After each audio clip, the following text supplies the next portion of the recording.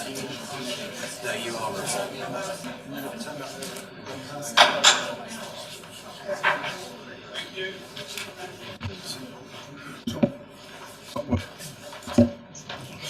Press the right button and it works. Thank you for joining us this evening.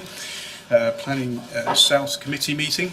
Before we move to the agenda, I'd just like to welcome the speakers we have this evening, and may I remind you that this is a meeting at which the public are present, although it's not a public meeting. When you're invited to speak, be aware that you have 2 minutes to make your points. We're not expecting a fire drill this evening, so should you hear the alarm, please make your way to nearest fire exit, which is just over there and behind me, and you then meet at the assembly point, which is the bandstand down in the centre there.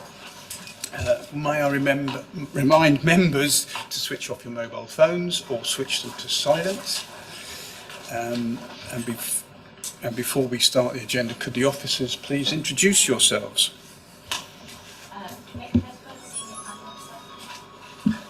It's Matthew Porter, Senior Planning Officer. Emma Parks, the Head of Development and Building Control. Claire Brown, Planning Solicitor. And Liz Fenwick, Democratic Services Officer. Thank you. And a reminder that when you wish to speak, please ensure you have the microphone on. And when you finish, turn it off. And when we are asking you to vote, please could you raise your hand so that we can see it clearly. And if you want to speak, could you also raise your hand so we can see it clearly. Thank you very much. So, apologies for absence. Apologies have been received from Councillor John Campbell, Councillor Malcolm Eastwood, Alan Manton, Roger Knoll, Josh Potts and John Trollope. Thank you. Okay. Thank you very much. Before I move on to the minutes, at the previous meeting there was a question raised regarding the accuracy of the minutes. I'd like to clarify that members can move motions without notice in relation to the accuracy of the minutes. Therefore, this was a legitimate course of action and is contained within the Constitution. However, it is considered best practice to inform committee services of any revisions in advance of the meeting so that the audio recordings can be verified as reflected on each committee agenda. Thank you. So moving... Yes, Councillor Zeppis. You've got a slightly worried look on your face, but you don't need to. I was just going to say, Chairman, that I'd like to say thank you for your efforts and that of my learned friend, the monitoring officer, in getting this matter resolved. And I'll leave it to the committee officer as to whether that's recorded in the minutes or not. Thank you. Thank you, Councillor Serkis. The minutes from the previous meeting, we've had 2 to consider. The ones from the 19th of September and the ones from the 17th of October. Taking the 19th of September first, can we agree these as an accurate reflection of the meeting?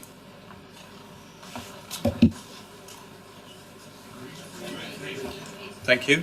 And the minutes from October the 17th, can we take these as agreed as well? Agreed? Thank you very much. Sam's got to have hand up then. Sorry, Sam.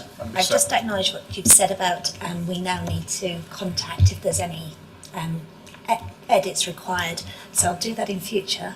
But it's just for now, and might be pedantry. It's just simply that I wasn't on the declaration of interest. I was not the applicant. I was the applicant's wife. So it's just a slight note of pedantry.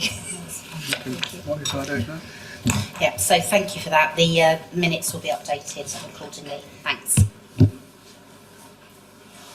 Thank you. Declarations of members' interest.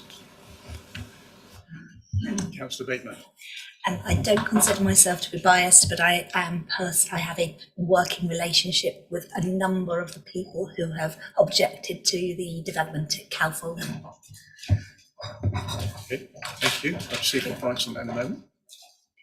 I'm in the same position as Councillor Bateman. I know a number of people as the councillor for Cowfold who are objecting, but I don't have a... Okay. I think providing members still consider they can still make a decision with an open mind. Yeah. Then that's the rest with you. Could you still vote? That applies to me as well.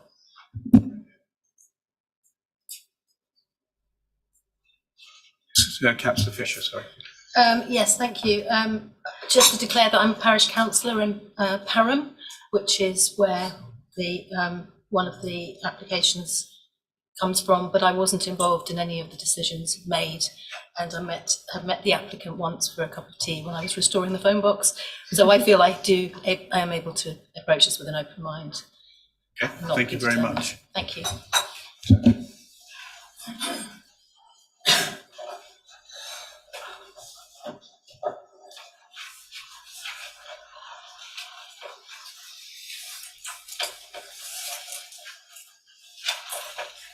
Okay, item number 4, announcements. I have none from me, nor the Chief Executive.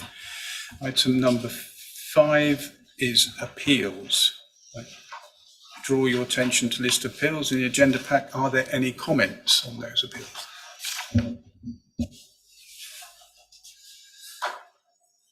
No? Okay, thank you. So moving on to the first item, first application this evening.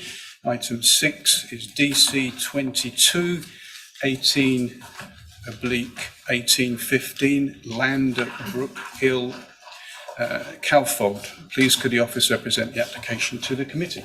Thank you. Good evening, members. So since publication of the agenda, there's 2 updates in relation to this application. First one is the applicants agreed in principle to exploring an additional 15 metres of public right-of-way upgrade, and that's public right-of-way adjacent to the application site for accessibility to village facilities, and the details of that will be finalised in the legal agreement. The second change is to build in further resilience to the proposed water neutrality strategy. And in doing so, the applicants agreed to a second borehole on site to be drilled to a deeper depth to the one currently proposed on site, currently on site. And then this will function as a backup if the existing borehole were to fail. And this is going to be secured through amendments to the suite of conditions already on the published committee report. So moving on to the presentation itself. So the slide shows the application site abuts the northwest edge of the village of Cowfold, outside but adjacent to the defined built-up area, and the nearest residential dwellings to the south along Thorndean and to the east. The site's been selected by Cowfold Parish Council as an allocation of housing development in their emerging neighbourhood plan. The draft policy for the plan allocates the site for some 35 dwellings and includes several requirements for the development to meet to be acceptable. And those requirements are set out on the slide. The committee report details the extent to which your officers believe the proposal has satisfied those requirements. Your officers judge the proposal to be in full compliance with those requirements, the policy allocation itself, and the Cowfold neighbourhood plan as a whole. So the next series of slides show existing site context. The first slide is the public right-of-way footpath which runs along the west boundary. There's also some neighbouring properties which are visible from the site, shown in photograph 2, and that includes an Edwardian vicarage which is judged a non-designated heritage asset. So on this slide, there are a series of photographs showing the existing access from the A281. And you can see that the site's predominantly open fields bounded by hedgerows and trees on the aerial and the last photograph. Again, there's some photographs here showing the site's relatively flat at its southern end and slopes down in a northerly direction. with mature trees existing on the site, grouped around the existing pond in the centre, along the west boundary, and also a tree belt central within the site. So these drawings on the slide show the new access arrangement and the traffic calming measures along the A281. The local highway authority does not object to this proposal, as they believe the site access would operate safely and without severe detriment to the highway network capacity.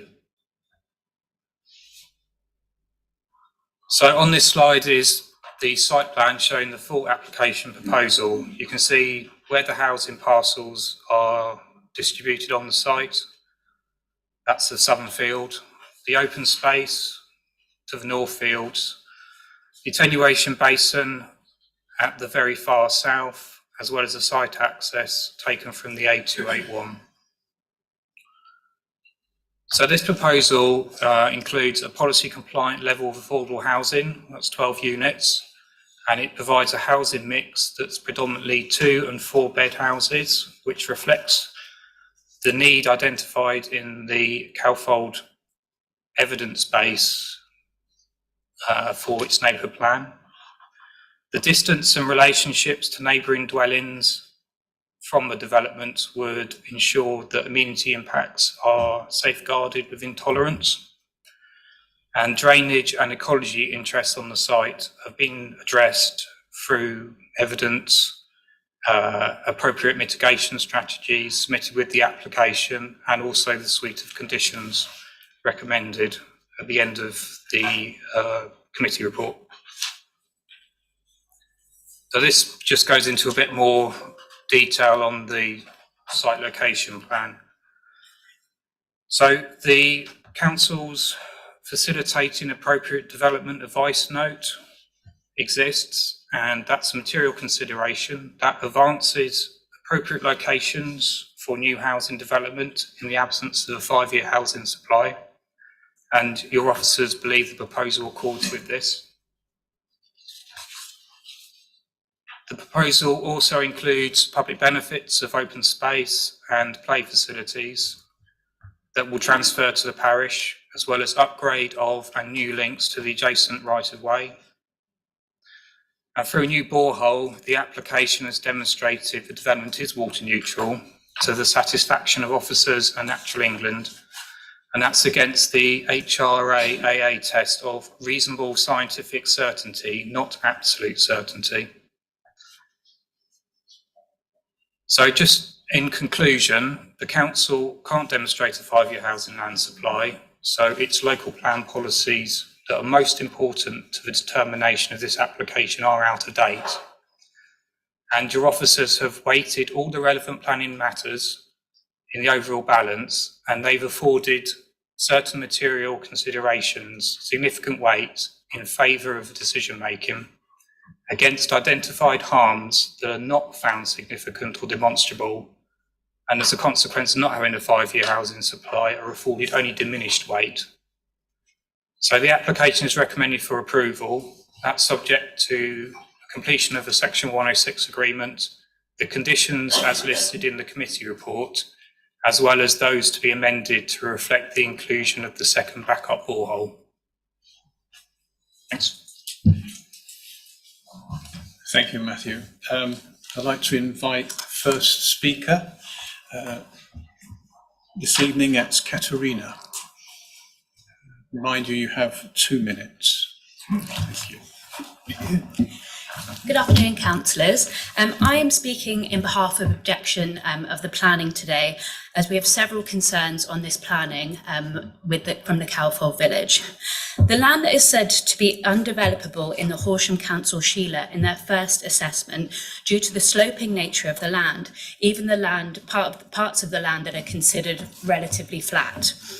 It also doesn't meet the standard requirements for safety for a safe development in the village. The plans have proposed not 1 but 2 boreholes, which will make the development water neutral, which we don't believe to be true.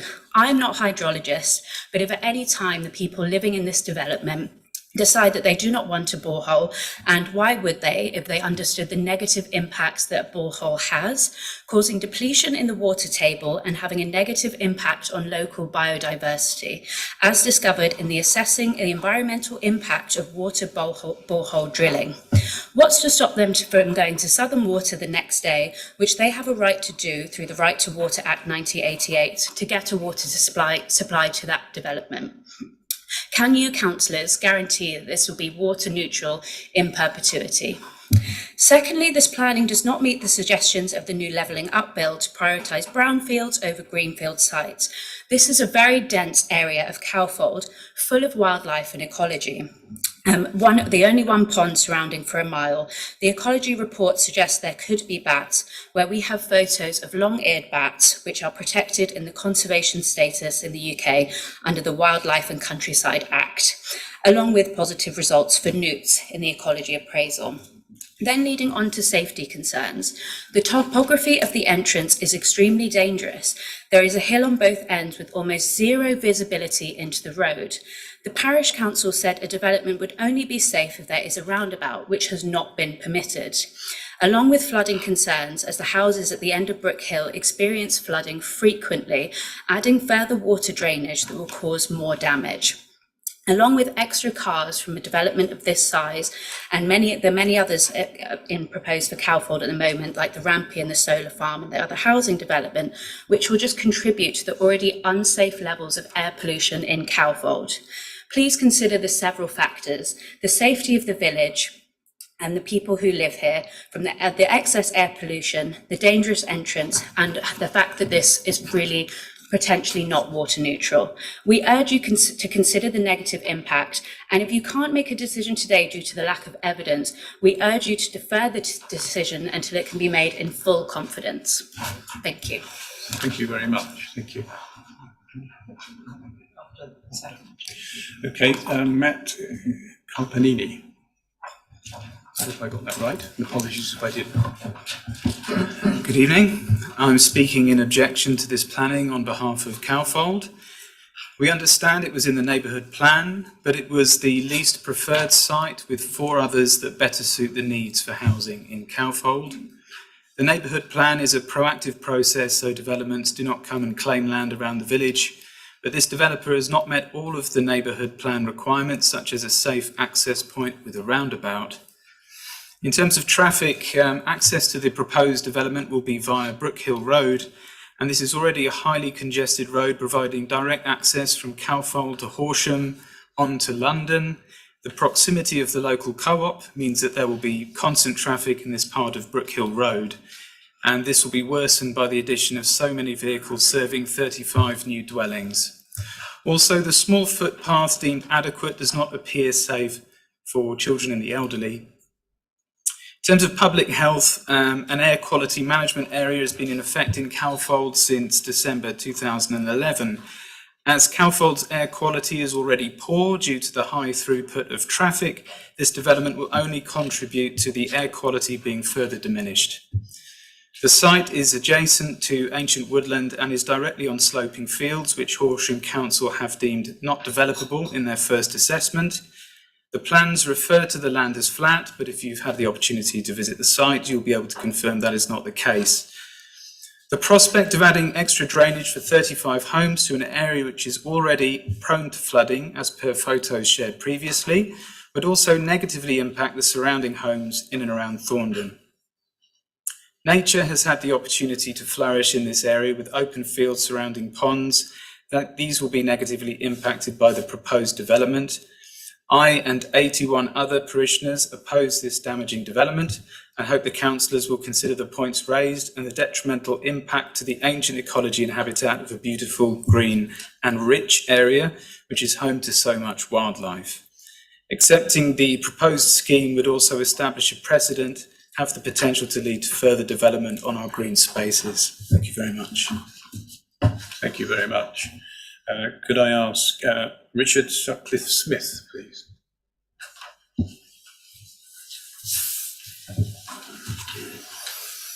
Good afternoon, members. My name is Richard Sutcliffe-Smith, working with the applicant Havingworth Developments. I'd like to run through the consultations that we've undertaken on this development proposal at Brook Hill and Cowfold. Following the call for sites in 2017, in March 2018, we participated in the Neighbourhood Plan Working Group's well-attended public exhibition of the various housing sites being put forward for inclusion in the emerging Cowfold Neighbourhood Plan. 4 months later, in July 2018, we made a presentation in the Village Hall to the Neighbourhood Plan Group and to members of the public. And in March 2019, when the site was selected as one of the Neighbourhood Plan housing sites, we attended another public exhibition in the village where we met and answered questions from parish councillors and members of the public. In 2021, the public examiner recommended that the neighbourhood plan proceed to referendum and, with minor modifications, considered that the allocation of this site would constitute sustainable development. Meanwhile, the team continued to consult with your officers, including seeking a pre-app advice during 2020. And informed by all the consultations by your officers, the Parish Council's Neighbourhood Plan Group and the community, the planning application was submitted just over a year ago in October 2022. And in line with best practice consultations as advocated in your Council's SCI, we produced and mailed this colour community newsletter with information about the application and the proposed development to every household and business in the village. So we have comprehensively engaged with all groups throughout the pre-app and application periods, and we hope that members will recognise the extent of these consultations and hope and support your officer's recommendation to approve. Thank you. Thank you very much. Matt Smith, I think it is. Thank you. Good afternoon, members. My name is Matt Smith from D&M Planning Limited. I am the planning agent speaking on behalf of the applicant. As you've heard from Richard just now, for a number of years, we have been promoting the site through the neighbourhood plan and the pre-application process. The site was allocated as one of the preferred sites within the neighbourhood plan, with the layout before you remaining largely the same. The examiner considered its allocation to be sound in recommending that the plan advance to referendum. This was only prevented initially because of COVID and then owing to matters of water neutrality. The scheme presents a number of clear public benefits and, as per the committee report, is considered to be in accordance with the development plan. The proposal would provide 35 dwellings, of which 12 would be affordable. This is against the backdrop of much needed housing within the district, with the last published housing delivery test, which I note was published before recent case law, being equivalent to 3 years, significantly under the 5-year minimum requirement. The proposal would deliver a large area of community land to the north of the site, with circular walks and play equipment to encourage recreational activities. There would be improvements in terms of biodiversity, ecology, additional tree planting and landscape enhancements. The public right of way to the west would be improved with the site directly adjoining it. The main highway would include improvements and an extension to the 30-mile-per-hour area. All of this would be delivered in a manner which Natural England have found to comply with the objectives of water neutrality, the main cause of the delay of the neighbourhood plan. On this note, we emphasise that we have worked tirelessly with officers of the council to demonstrate that the water abstracted on site would not impact on the abstraction point used by Southern Water and that it can be treated on site to potable standards. We therefore urge members to follow the recommendation of their professional officers and resolve to grant planning permission. We emphasise that in making their conclusion, the tilted balance as per paragraph 11 of the MPPF must be applied. And it is quite evident from the committee report that there are no harms which would significantly and demonstrably outweigh the vast array of benefits I have set out. Thank you for your time. Thank you very much. Thank you, Matthew. Yeah, I'll just come back on a couple of points raised by the speakers. So in terms of the issue about the roundabout and the access, as part of the formation of the neighbourhood plan, that was looked at in detail, and you can see that the neighbourhood plan actually refers to it within paragraph 6.76, and it basically just says, the Highways Authority consider, due to the unbalanced traffic flows, that's on Brook Hill, a roundabout junction is unlikely to be considered an appropriate access solution. So what they're not saying is that the site is unsafe without the roundabout, but they're saying that the roundabout isn't necessary to make it safe. On the point of the Sheila, so the Sheila is a document which doesn't seek to allocate. That's not its purpose. It's a call for site at an early stage of the local plan review, and it was in 2018. It was a snapshot in time at that point, and part of the reason why it was concluded to be not currently developable at that point in time was because of the observation made about the ridge height and the steeply sloped section of the site. So obviously what has happened in the meantime is there's been a worked up scheme presented through the neighbourhood plan process, and that's limited new developments to the southern field where it's not flat. There obviously is some gradient, but it's certainly not the steeply sloped sensitivity of the North Field, which is a response to that observation made at the Sheila stage. So we as officers don't feel that that's determinant to say that the site cannot come forward as an allocation. And it certainly was the view of the local plan examiner when he judged that the local plan had met the basic conditions, and he judged the allocation to be sustainable development. Obviously, there are issues raised about ecology. We've addressed those within the committee report and through the evidence base supplied by the applicant in support of the application on all the necessary surveys. And we've got the conditions there to secure that the work is implemented in accordance with those mitigations, enhancements. So that addresses that particular point. I think probably I'd like to hear feedback from members perhaps about water neutrality before raising it now, in response to the speakers at least. Okay, thank you, Matthew. I'll invite Councillor Lambert to speak as ward councillor. Thank you, Chairman. Right, well, I think the speakers have covered most things. Could we look at the slide of the houses, please? It flashed up earlier and then it flashed off again. Yeah, I think they're fairly ghastly and boring. What happened to beautiful streets? I thought with the levelling up, we were going to have beautiful streets, local vernacular.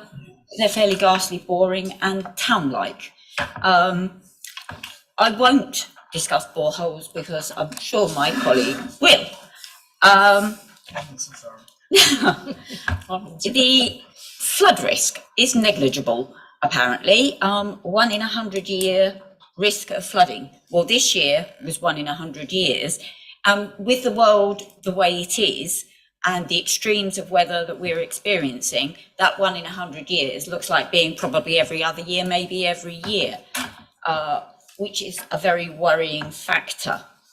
The A281, if you know Calfold, you know that that is a nightmare.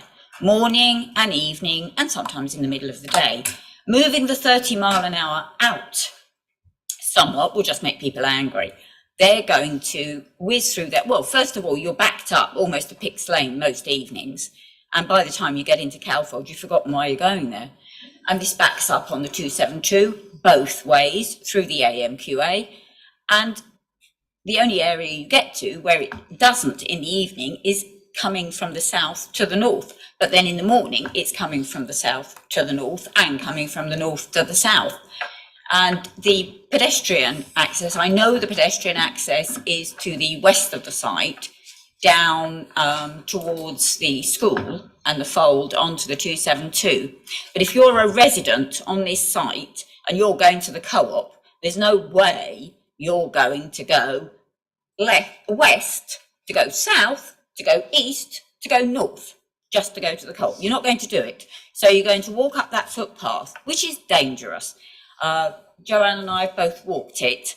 And for one person on their own, it's possibly all right. In dusk and in the dark, no, it's not. There are tree roots. It's not safe. I wouldn't take a child up there or an elderly relative. And then you've either got to go round the corner to cross and cross back, or you're going to cross across to the co-op and then come back out.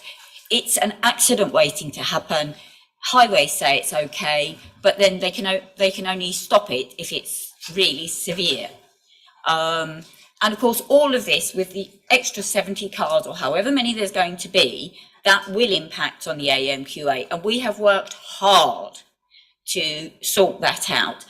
And with the modern HGVs and things, it was getting better. Then along come electric cars, and it's a different NOx we have. It's heavier, but it's still NOx. So if cars are idling, that air management area is going to get worse. That's exactly where young people walk to school, and we don't want them breathing in NOx because of vehicles idling. It's really not safe.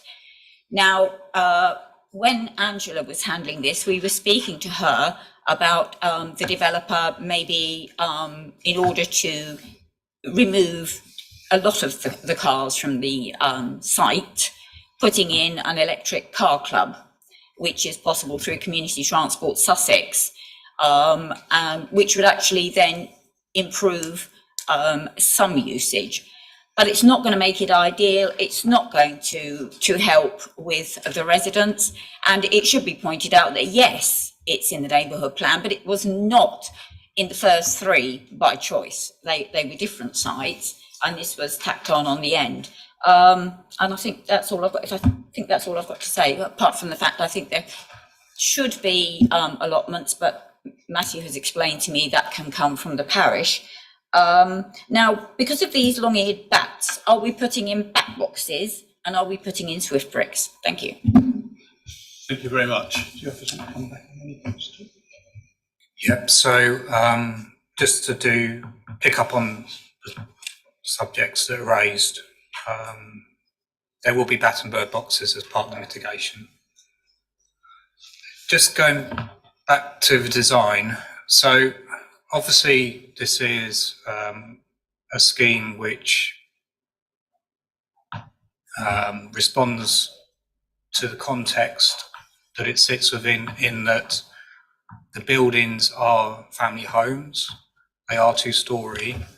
I agree that there could be improvement in terms of the embellishments and the architectural detailing, and we have got a condition through an agreement with the developer to look at a more sympathetic palette, particularly about removal of the render and using weatherboarding and the brick sourcing.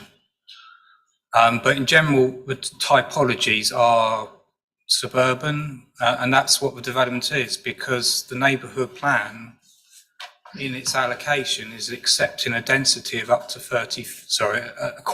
a number of up to 35 dwellings. So that in itself forms a signature to the density. So we're never going to replicate Fordine, and most developments these days are not built with those generous curtilage plots, because there's an expectation by government to make more efficient use of land, and that can be reflected in a typology which is family homes, but in a more suburban context rather than what you see as Fordine, which is of its time. So I think, given the fact that the neighbourhood plan has set a range for an amount, it indicates what would be expected to be delivered, and what is being provided is there. I mean, it's been accommodated in a way that allows for those important landscape characters, so the tree belt through the centre of the site, the cluster around the pond to be retained, and also to the western boundary. So it's been able to accommodate the amount of development whilst also safeguarding those important landscape character features which make an important positive contribution. So it is denser, but I don't think it's harmfully out of character. In terms of the drainage, so this slide here shows the drainage strategy. Sorry, it's a little bit zoomed out. So basically, the drains are utilising the highway to run underneath for servicing, and they're going to feed into the attenuation pond at the south, and then that will be fed also into the central pond, and then discharged to a watercourse. What we don't have, so this is the strategy that we've got with the application, and what we don't have is that being informed by detailed flow rates, because those change over time. So we've got a condition on that we would secure the finalised detail of the drainage at that point. But the important thing to take from it is that on the plan alongside the technical drawing is the Environment Agency surface water flood risk map, and you can see that the site is removed from any risk of surface water, and obviously fluvial and tidal don't apply here. So in terms of the hierarchy of dealing and addressing with flood mitigation, this is compliant. I know neighbours in Fawndine have raised issue about very localised puddling and pooling in their gardens, and they're concerned about the basin being close by. But as long as the details which are worked up through the condition can address the fact that there was enough capacity in the basin to accommodate what will be generated by the development, it wouldn't be harmful in terms of exacerbation of flood risk. On the footway issue and the highways,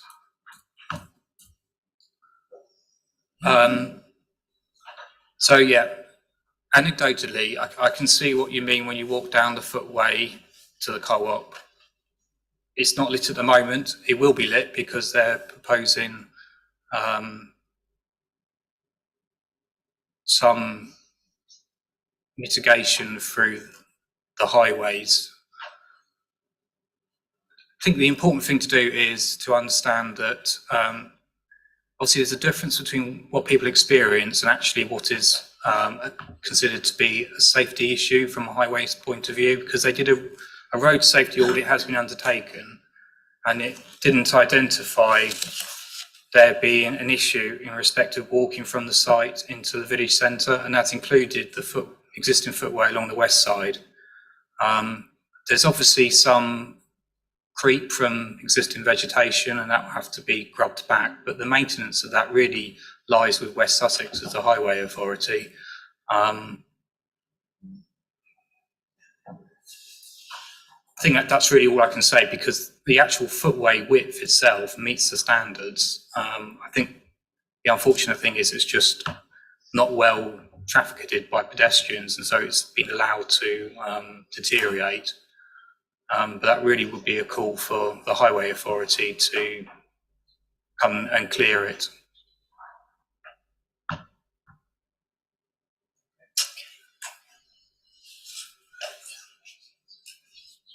Thank you, Matthew. Invite Councillor Knowles. Thank you, Chair.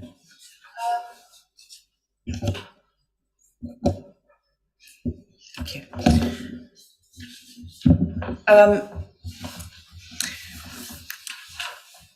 I wasn't involved in the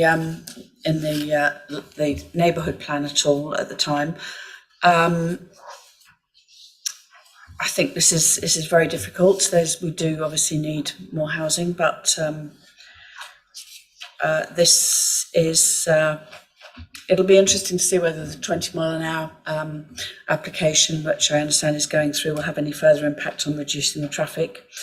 I'm concerned about the water neutrality and whether that will be maintained. As has been mentioned, I think it's possible that people will revert to mains water. It'd be interesting to see what we can do to try and persuade them against that. Delighted to hear that the Swift and back box has been included. and also like to hear a bit more about the tree how we're going to preserve the trees and that are on the site at the moment. What measures have been taken to ensure that does happen? Should the application go ahead, I'd like to request that local councillors are kept involved in any changes, because there's going to be quite a lot going along with this. There's a lot of unknowns on this still. Thank you very much. Okay, thank you. Yep. So I made reference earlier about the tree belt in the centre of the site, because that's obviously identified as an important positive feature of how to integrate the development with the character. What was originally proposed was the cul-de-sac was the reverse of what's shown on the slide. So that central belt of trees here was within back-to-back garden, private garden. So as officers, we felt that that was a risk to retention of the trees, and so we asked the cul-de-sac to be reversed and therefore create that area as managed estate.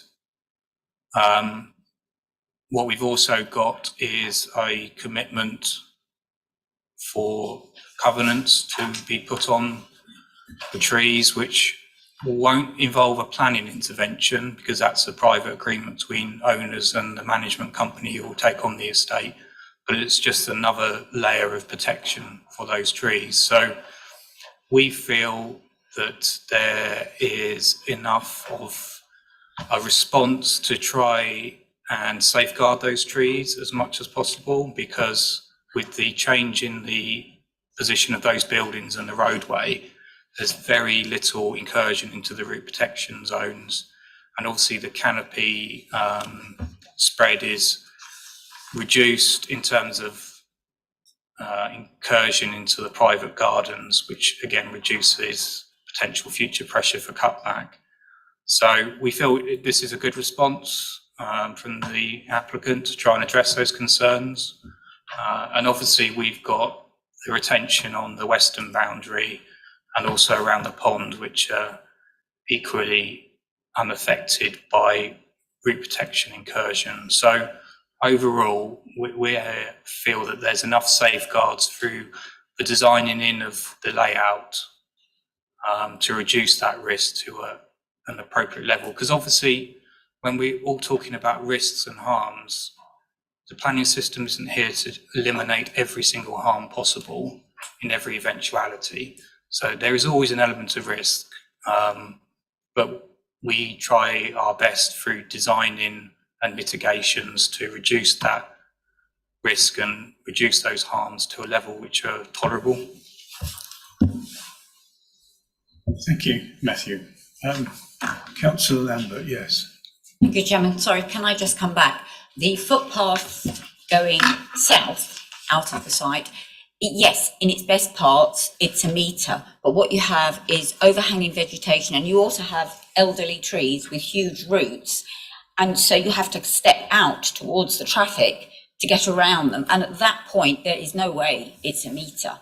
It's probably half a metre. It is dangerous.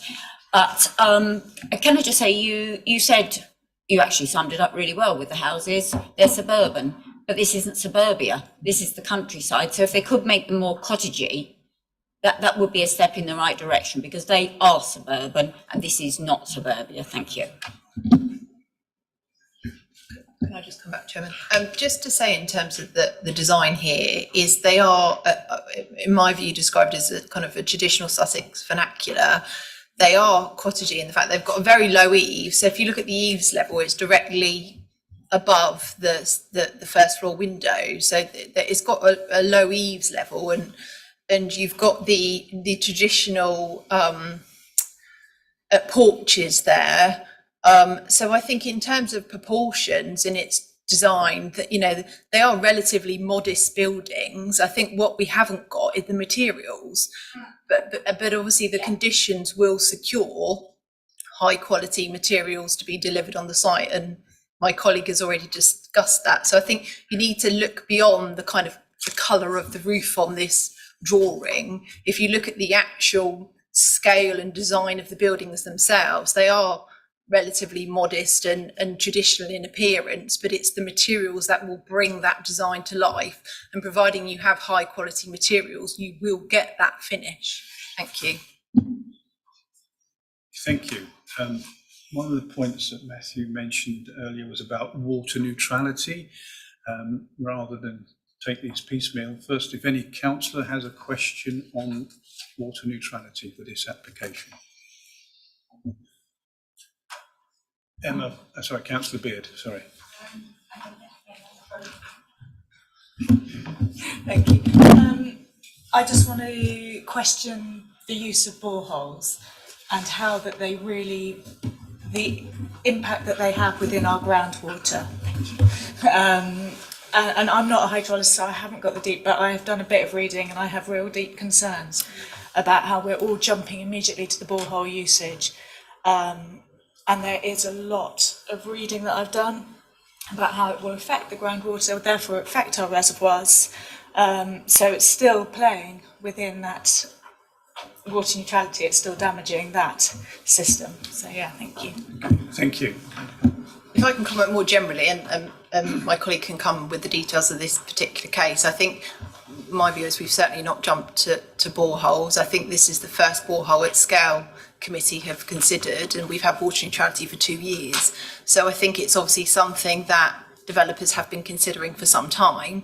I think as officers, we were concerned about boreholes and the cumulative impact of boreholes. And a number of officers and environmental health colleagues met with the Environment Agency and Natural England back in May to talk about boreholes and how we should consider them. And bearing in mind, obviously, the Environment Agency have a processes of licensing, but that's for a certain level of water use. And we're considering some that are below that. And so the methodology of how we're assessing boreholes is essentially the same as to how the Environment Agency would consider them if they're granting a licence. And as part of that process, we consult our environmental health colleagues as well in terms of various details, and you'll see their comments in the report. It is quite technical, but I think there is a general understanding that in principle it could work, providing it's demonstrated. We've updated our FAQs on the website to set out how that could work in practice. And our view is obviously that has followed those FAQs, which were drafted in consultation with the Environment Agency and Natural England. So there has been a piece of work behind kind of where we are, which has taken some time. And I'll let Matthew comment on any particular comments for this case. Thank you. So in terms of your concern about the groundwater, because in this case, the borehole is being drilled so far down depth-wise, it goes beyond the wheeled clay and it reaches the Tunbridge, which is another aquifer underneath. And so the applicant has gone through the assessment of the groundwater level data from the drawdown. So that's what the water that's taken out, the abstraction, the fact that it might have an effect on the water table.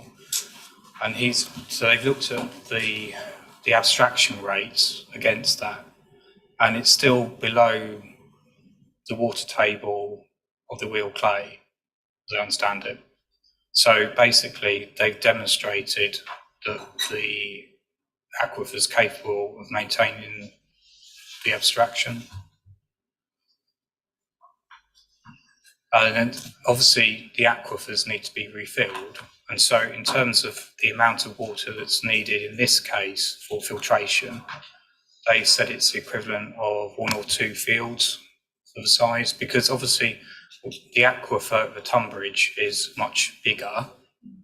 And so its ability to take infiltration is much greater than just a localised area. So we look at the aquifer as a whole rather than just a very sort of localised groundwater issue. I mean, you're just raising groundwater as a single issue, but I don't know if others have more general issues about boreholes, which we could answer. Thank you, Matthew. Yes, Councillor Clark, you had your hand up. Thank you. I was quite concerned about this in terms of technical. I mean, if you look at reverse osmosis, I don't have a problem with it. It's well-known technique. It's well-known in industry. The physics and the chemistry of it are well understood, so I don't see that as being a major problem. Basically, what the officer came back after I raised questions was that essentially the groundwater level and borehole hydraulics basically means that the drawdown will be about 26 meters, which brings the water table to 46.4 below ground level. So there's still plenty of water down there above the wheel clay, which is an impermeable level, to sustain the water that's required. When they drilled the first borehole, if they look at the pressure drop and monitor the pressure drop, it might not be necessary for them to do a second borehole. But having a second borehole is belt and braces, I accept. And basically our feedback, our consultants have basically said that there is enough water there and there's enough pressure in there that we don't need to worry. So that set my mind at rest, that we had plenty of assurance that the abstraction rate for this borehole is adequate. I did raise the point about faults in the ground, because of course you've got faults in geological formations. Faults can prove an impermeable barrier to the passage of water along strata. And the answer came back essentially that it was not a problem, even though I guess that the geological maps of the area won't show minor faults, which could obstruct the transmission of the water. But generally speaking, it's working in this context. I did raise the issues about the recharge of the aquifer, because of course the problem is if you're abstracting water from an aquifer, it's either been there a very long time, or it's being recharged, natural process of rainfall percolating through soil. And in this case, basically, the answer came back that if you had approximately 14,500 square meters, you'd be okay, and you'd be able to replenish the borehole, the aquifer for the abstraction, which is fine. So on all of that, I was quite reassured, having raised these questions. However, in terms of the quality of the water and the technology, the one issue that I have, despite the condition 7 in the text, which is an issue of maintenance, and it actually does mention in that condition the reactivation of the reverse osmosis system and probably the ion exchange membranes or whatever other measures you use for extracting the metals.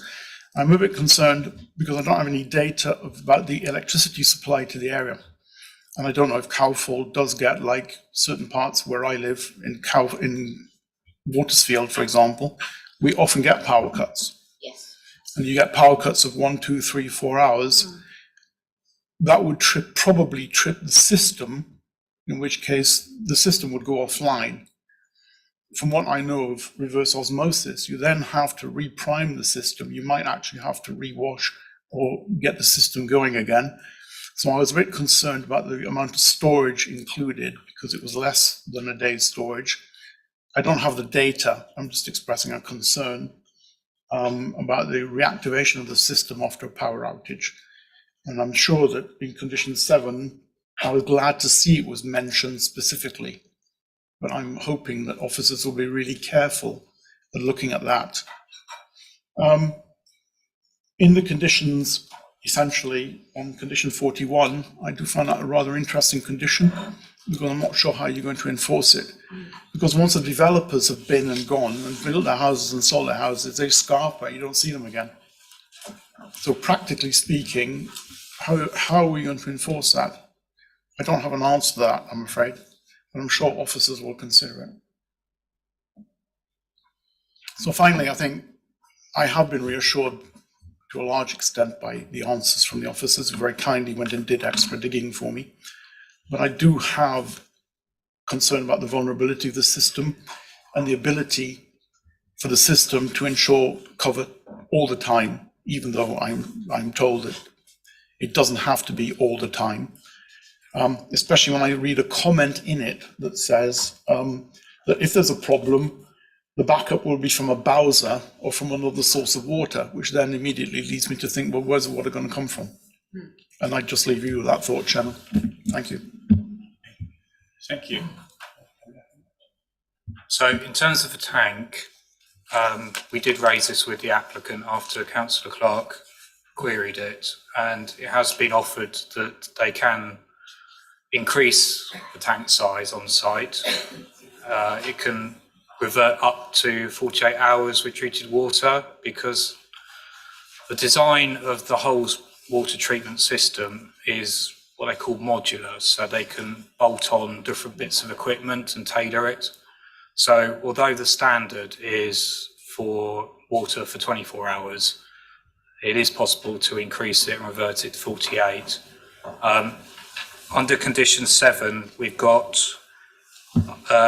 bullet point third from the bottom about the plan and schematics, sewing storage tanks, treatment, etc. So what we could do is to make it clearer within an informative or within the condition that the expectation is for 48 hours with treated water.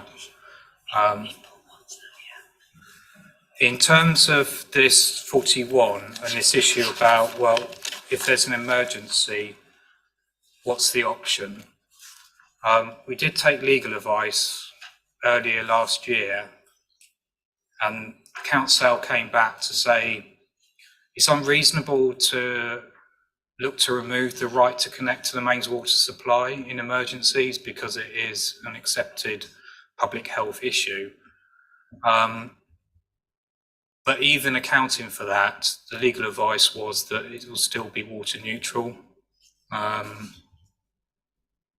So I don't think we can ever escape. It comes back down to this point I was saying earlier about, are we here to eliminate every risk and eventuality and scenario possible?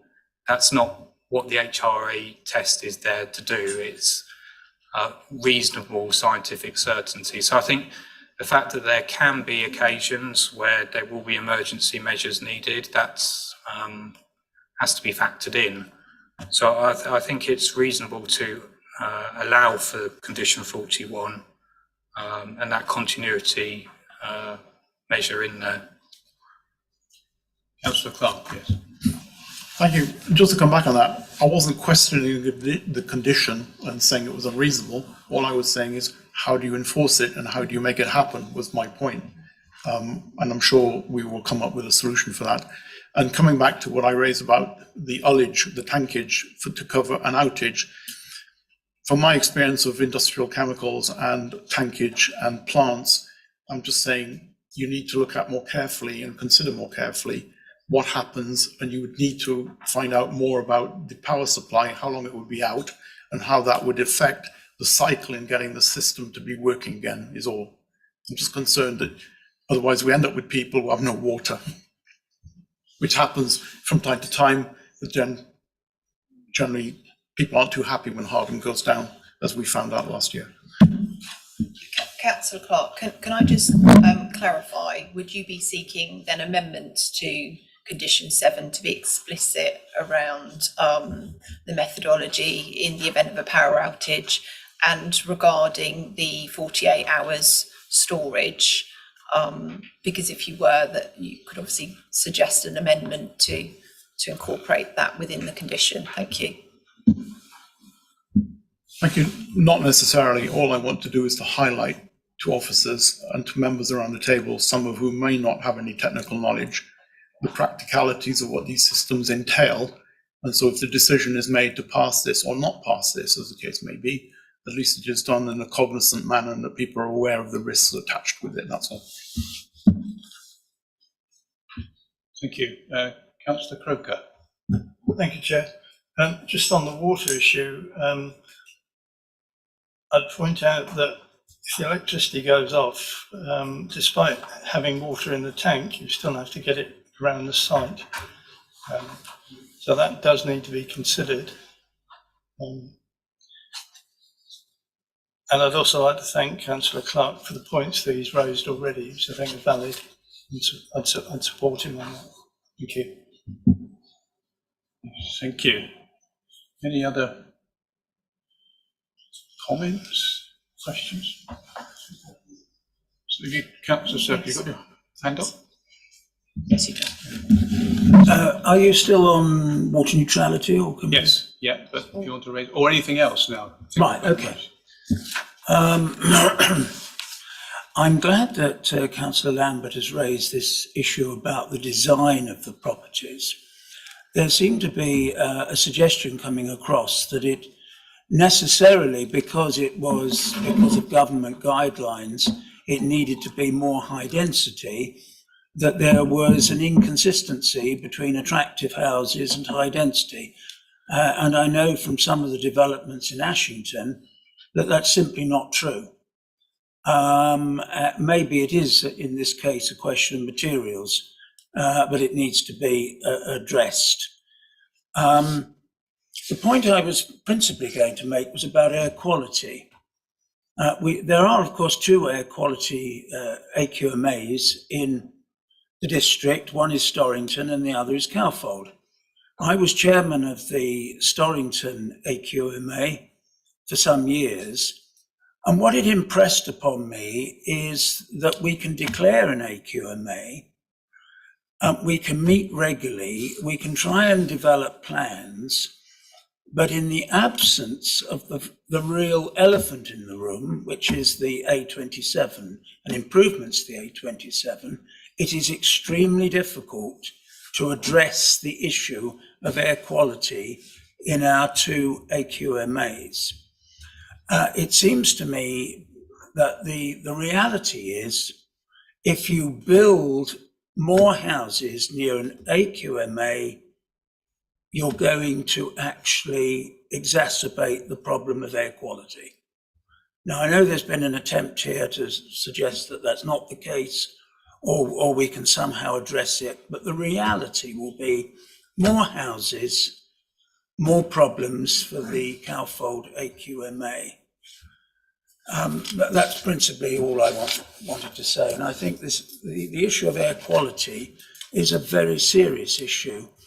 And it's very easy to gloss over it, and it shouldn't be glossed over. More houses in Cowfold are going to impact on the AQMA, and we have to face up to that. Thank you, Chairman. Thank you.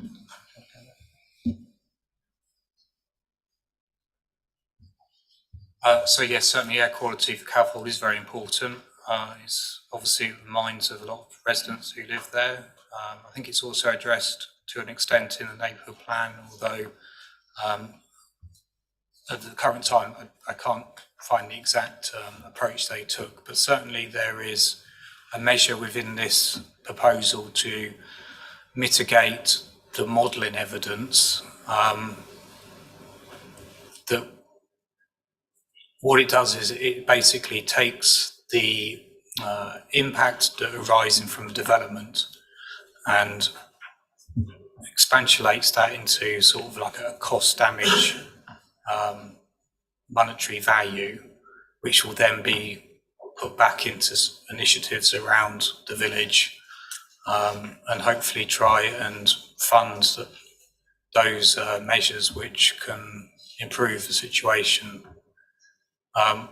Obviously, we've got what on the face of it seems quite a small amount, 3,327, but that amount is reflective of the methodology that's used all across Sussex through the air quality guidance. And perhaps that just reflects the fact that, yes, there's going to be more vehicles, but in actual fact, when you model the particles that come out from the car emissions and equate that to a monetary value, it doesn't actually come out to anything significant. So what we're looking at is to try and align that payment with a local initiative where perhaps car sharing, as Councillor Lampart and others have raised, rather than EV infrastructure within the development, because that's obviously met now through building regulations. So we'll be looking for something off-site that community can participate and own, in effect. So a community initiative, which hopefully people can be encouraged on. In terms of design, I think it's on the edge of the village. There are suburban characteristics to the village as much as there is the historic linear pattern along the main road. When you come off from that, particularly on the southern side of Calfold, you do have that more suburban modern development. There are some attempts on the typologies on the slide. For example, the top one, you can see that they've got a smaller sort of flats over garages. So the scale of that is more like a cottage style.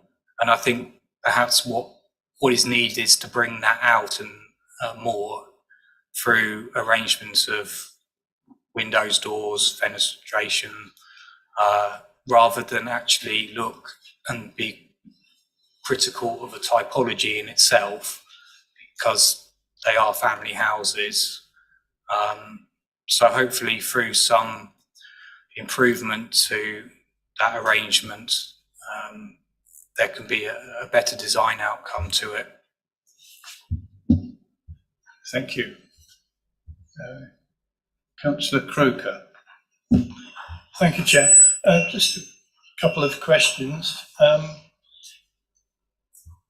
Condition 29 regarding the visibility displays. Technically, who will be responsible for maintaining those?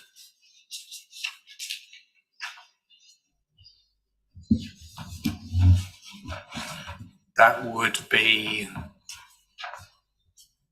the applicant and the management company, and then the highway authority if it's on highway land. Okay, thank you. They have to implement, and then the cutback of the vegetation, for instance, will become the highway authority's responsibility outside of private ownership. Okay, and the second question was regarding paragraph 6.39 in your report. You talk about solar panels are shown to the rear roof slopes and their inclusion is supported. My comment would be just looking at the area available and the direction they face, I don't think we would achieve the estimated carbon neutrality in operation that the developer mentions in, I think, their design and access statement. Nevertheless, it's a welcome start, but is there any way of conditioning the presence of those panels so that they just don't appear as the developer offered this, but in reality they didn't turn up? Unfortunately, there's no requirement for solar panels in our current local plan, so it's difficult to require it by condition. Perhaps it's something we could add as an informative in terms of encouraging its delivery, and obviously the applicant is here today, and it has been suggested as part of their application detail, so we would expect it to come forward, but in planning terms, you could only add a condition on if it's required to make the development acceptable. And obviously that's not the case in this instance. Thank you. Thank you for that reply. Councillor Dennis, yes. Yes, may I ask, it's not very clear in the papers, but may I ask if whether the roads within the development, whether it will be private roads or whether it will be adopted roads? They're not going to be adopted, as I understand it. Thank you. Any further questions? Oh, sorry, Councillor Beard, sorry, I couldn't see. Go with the microphone. Sorry. Just one final thing about the trees, and reading up all about the RPA, the root protection area. Is that guaranteed within the building construction time as well? So to know that they've got the 12 times for smaller trees, and veteran and ancient have 15 times the diameter whilst it's under construction. Yep, so condition 10 and 11, they are triggers of pre-commencement and they will be throughout the construction period. Thank you. Councillor Fisher. Thank you, Chair. I'm just wondering if we have clarifications. I'm not entirely clear around the extra design features that are being proposed, so that we're really clear about that and whether a condition needs being added to this, please. So we have got a standalone condition 17. What it basically says is,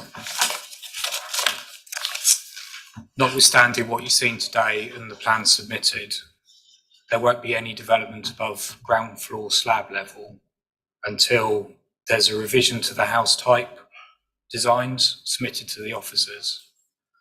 And then it goes on to just say the expectation is that it will be architectural detailing.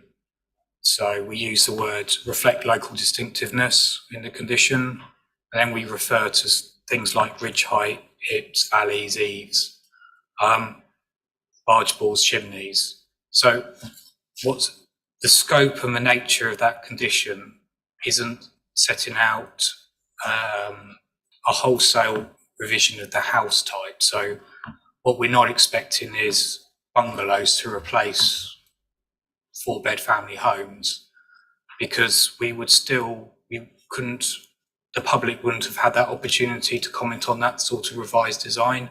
So there is a limit to what we are expecting of change within the condition. But nonetheless, we have got quite a long list of setting expectations of improvement to a design. And also it talks about, in the report, the high-wheeled colour palette, and making sure there's a reference to the wheeled character area, which includes building vernacular. So I think there's enough there as reassurance that what we're trying to get is something that's better reflective of context of both Calfold, but also the outer line areas, but not saying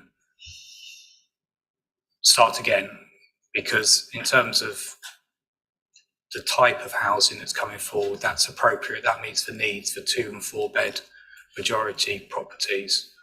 It's just looking at how they can reconfigure the styling of the buildings.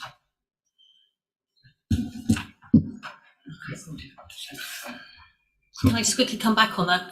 I was concerned about the idea of it being a suburban style, and I would make a plea, and I'm not sure if we can add the condition along those lines, for it to be Calfold Village style, not suburban, because even though I appreciate putting 35 houses in a group, that makes it suburban, it doesn't feel right. So what the condition limits is not to sort of look again at the loop arrangement. So I think that's sort of fixed, because that's a good way of accommodating that amount of development in that field. So we wouldn't necessarily be saying break that loop road up and do more like farmstead clusters, because that's not really necessarily needed in this context, because you've got quite suburban feel directly to the south. But what this condition does talk about is eaves and roof ridge. So the applicant's here today, so they could take away that, for example, here, there was mention of the eaves sitting on close to the top of the first floor windows, but the fact that we've suggested that there could be revision to that, they could bring the eaves down and you could have the upper floor within the roof slope.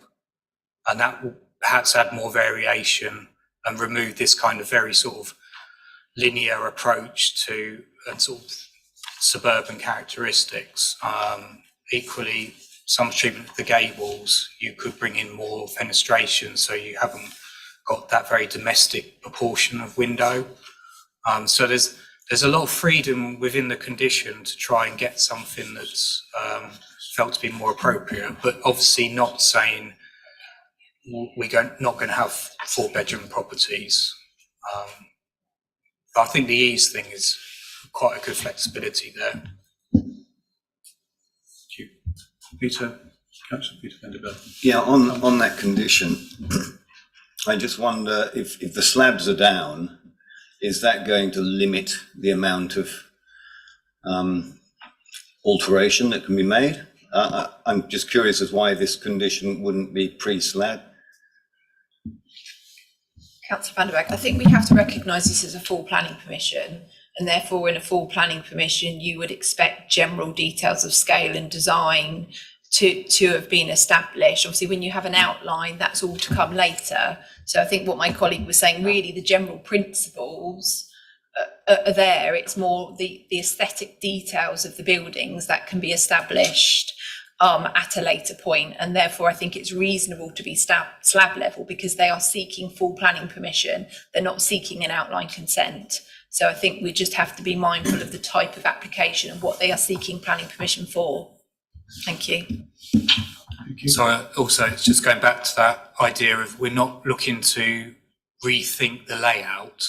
So in terms of the slab levels and the position of the buildings, I don't think it's necessary to kind of revise that and cluster them in different arrangements on the site. And also the floor areas are going to be reflective of the size of the buildings, whether they're 2-bed or 4-bed. Thank you. Councillor Dennis. Yes, on condition 21, which is around the preoccupation condition around the hard and soft landscaping, etc. It's interesting. That one actually says at the bottom, to ensure a satisfactory development that's sympathetic to the landscape and townscape character and build form of the surroundings in interest of visual amenity. So that means the landscaping has to be sort of appropriate, but not necessarily the housing, the look of the houses. Seems slightly strange. Well, I think the officer's view is the housing is appropriate. As I said, I think there are further details to it that can come forward by condition. But officers considering in the general principle of the dwellings are acceptable. And obviously what we have essentially is a landscape master plan here, which again we consider as acceptable. But the details of that shall come forward by condition. You know, will be very detailed in terms of species and things like that. So that's the details that will come forward later. Thank you. So, 17, condition 17, the reason why we're putting it on is to achieve buildings of visual quality and local distinctiveness. So because 17 is a separate condition, we're not saying that the landscaping is tied to the building design. Yeah, I appreciate that, but I just thought it was interesting that the landscaping seemed appropriate, but it doesn't say that for the building. Can I raise another point, Chair? Just one point. This will be the final point for discussion and we'll go back to the ward councillors for their consideration. But please carry on with your question. Can I just ask about? Is there never a precondition about the formation of a management company to look after the non-adopted roads? And the issue of the visibility display, because looking at the diagram that I'm looking at, it wouldn't be highways responsibility, it would be what is usually a management company responsibility. And I think we've all seen there's issues with some of these management companies in terms of the residents not actually understanding that they're private roads, because often the signs don't say they're private roads, they just put a name on it without private roads, so most of them are very naive to the fact. You know, what about the assurances on that particular management company as the preoccupation and that the residents are aware of it?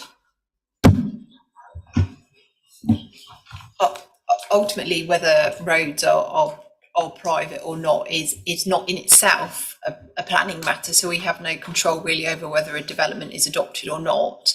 But if members feel the ongoing management of the road network is something that you're concerned about, that could be secured either by condition or as part of a legal agreement, and we will need a legal agreement in this case relating to the affordable housing.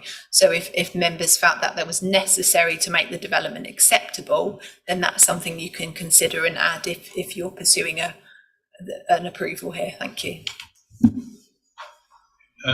Chair, I might add that these sorts of issues are part of the normal conveyancing process. So when you buy a house, that's the sort of information you find out. Come back on that one and say, I still get lots and lots of residents who don't understand that because it's not actually really raised appropriately by lawyers. I know that's not our issue, but it ends up being an issue for many of the residents in these newer developments. Okay, Councillor Lambert, do you have anything you'd like to add? No, thank you, Chair. I think it's all been said. Councillor Knowles? I have got a question.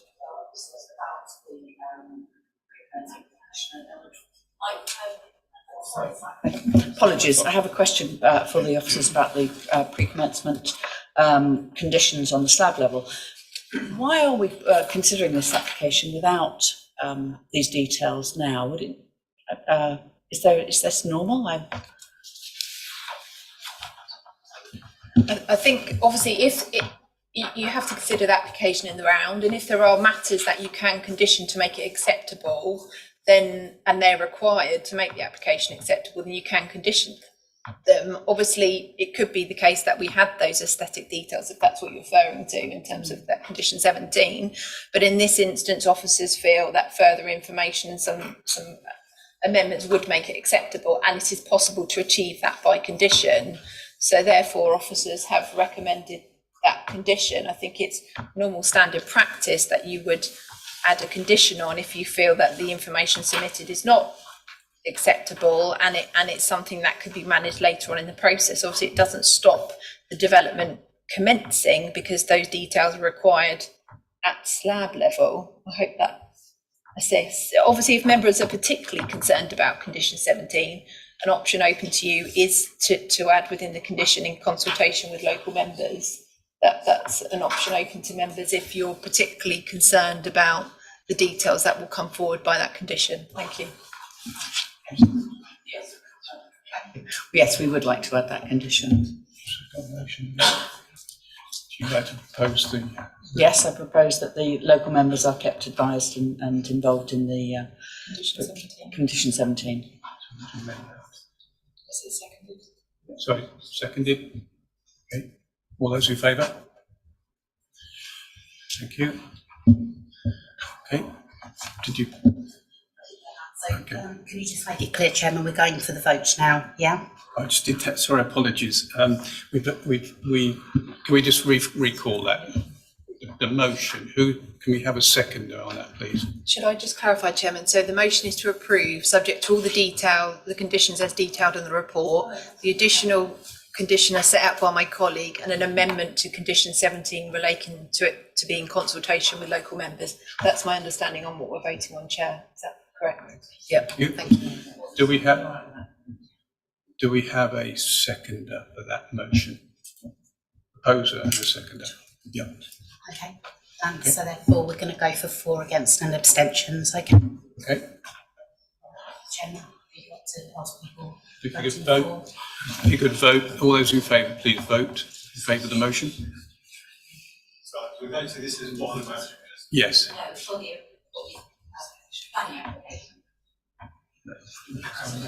Sorry, we got some. Sorry, there was some confusion here, and I may have caused that. So can we just? We had a proposal from Councillor Knowles to amend the condition to ensure that. Yes, that local members are kept involved in. And that was be added to the condition 17. I need a second, that's the proposal, I need a seconder for that proposal, please. Councillor Milne has done. Sorry. Is this an alternative motion to accept? Because I'm taking I'm confused. As Councillor Knowles realised she's proposing also to motion To approve. To approve. I thought this was, we were discussing an emotion, an amendment, and that we were voting on that. Is that not the case? No, it's not just the amendment. It's Okay. it's the whole motion as amended. Okay. An alternative motion to approve. Chair, is this, are we amending this motion? Were we minded to approve at a later vote? Yes. Yes, right. clear then. So this is just, this is not the actual motion, this is just about condition 17. Yes. Thank you. To amend condition 17 to ensure that the local councillors are kept informed. Were we minded to approve this application? That's the condition. Yes. No. All those in favour? Second vote. I think it would, can I just suggest it's a more active participation than just. I think the ward councillors should be more active involved in the progress of matters rather than just being informed. It's just a very passive role. Our general wording is in consultation with, so that's what our general wording is for when local members wish to be involved in that decision-making process. Thank you. The vote is that we amend condition 17 to ensure that there is consultation with the local ward members. All those in favour of that change? Thank you. All those against? Any abstentions? No. Therefore, that amendment to the condition 17 is carried. I'd like to move forward now to actually voting on this application. The recommendation is to approve full planning permission subject to the conditions listed in our report and the completion of a section 106 legal agreement. Therefore, all those in favour, please raise your arms so I can see them. Okay. Thank you. All those against? Any abstentions?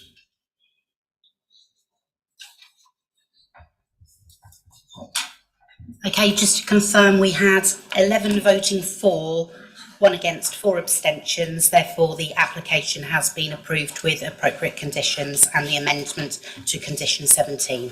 Thank you. Thank you very much. I'd suggest we take a 5-minute break and reconvene at 7 o'clock. Thank you.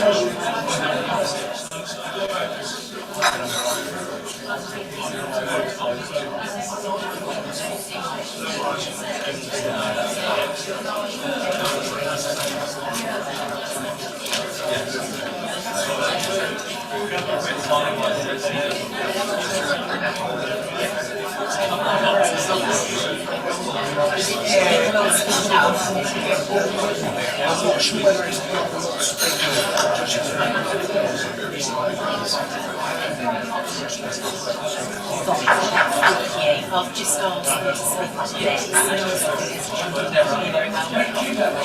That's all right, we'll see how it works out.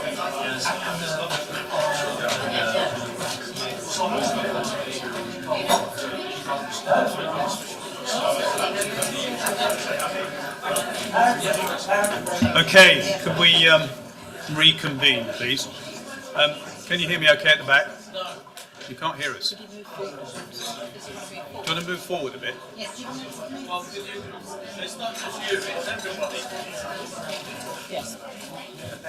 Okay, well we'll ask people to speak up a bit more for you. Do you want to sit a bit further forward?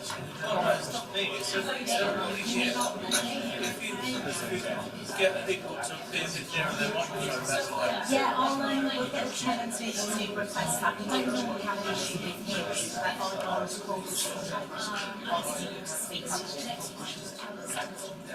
You're always very welcome to sit further ahead of the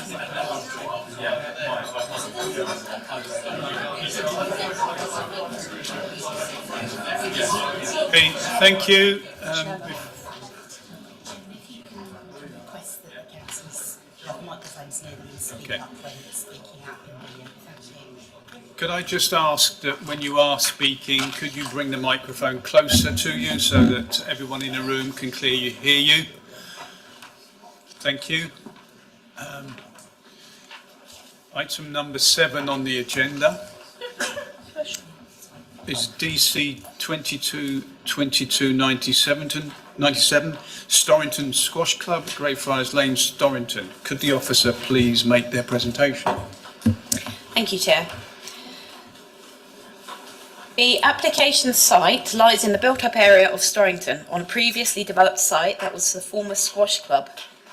Surrounding buildings are a mix of chalets, bungalows and two-storey structures, some of which are listed or locally listed. There are some tree preservation orders along the west boundary on the adjacent tennis club land.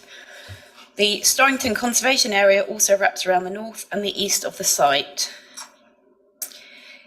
The site shares vehicular access off Greyfriars Lane with the tennis club and residential dwellings, which are situated along the access, including Ivy Cottage and Smuggler's Hut.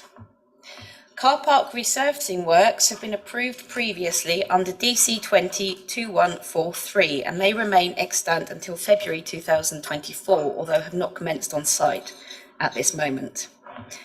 As officers understand it, the club had a membership of some 42 members at the time of the application when it was last considered at committee in October 2018. With a declining membership considered insufficient to run a viable sports club, pay for the necessary repairs and so forth, and return a profit. The club has since closed and remains vacant. The current building is a two-storey structure, pretty unremarkable architecturally, with blank elevations to the rear and to the east side. There are first floor windows looking south and west where the members' bar is located on the first floor. The existing building lies close to the northern boundary with just under 2 metres of a gap between the boundary and the building line. There's a gap of around 8.4 metres to the west and about 3 metres to the east fence lines. Access off Greyfriars Lane has recently had some vegetation cut back, as seen on one of these slides here. And the lower slide is the site seen from the raised churchyard across the Old School and Horsecroft. In 2018, there was an outline approval on the site granted with an indicative 3-storey block to accommodate 8 flats and 14 parking spaces. At the time, officers noted that discussion should take place between the applicant and officers prior to submission of any subsequent reserved matters in relation to the design of the building, as the indicative flat roof design was not considered to be suitable for the location and the historic context of the surrounding site. The current submission follows a series of post-application discussions of that earlier outline application to find a suitable design rationale for the site. The current scheme therefore replicates the previous outline approval in achieving 8 flats within the site, set in a 3-storey building that broadly sits in the same location as the current footprint of the squash club. The parking layout would tie in with the approved layout of the tennis club on the southern part of the area of hard standing, and it provides 14 car parking spaces, cycle stores, bin stores. The proposed design uses traditional brick and timber elevations, but in a contemporary way, and also incorporates a series of 3 gable ends to the north side and to the south side that replicates the traditional roof form and building forms found in the area. The rear elevation has been broken up into a series of 3 vertical blocks of different brick types that would lessen the visual impact, create visual interest, and create a sense of a terrace rather than one large mass. And there are some brick details along the rear elevation as well for further visual interest. This way, the building is considered to integrate sympathetically with the wider historic context of the site. At the front of the side, which faces south, the massing is also broken up with a series of vertical gable ends. And it's considered to be a modern take on traditional building forms found locally. Amendments throughout the application process have sought to address overlooking to the north, east and west, and have sought to mitigate against potential direct outlook into adjoining properties. Officers have also visited the Old School house to the north, where dance classes are run locally, in order to assess the likely impact on users of that community building, which includes children's dance classes.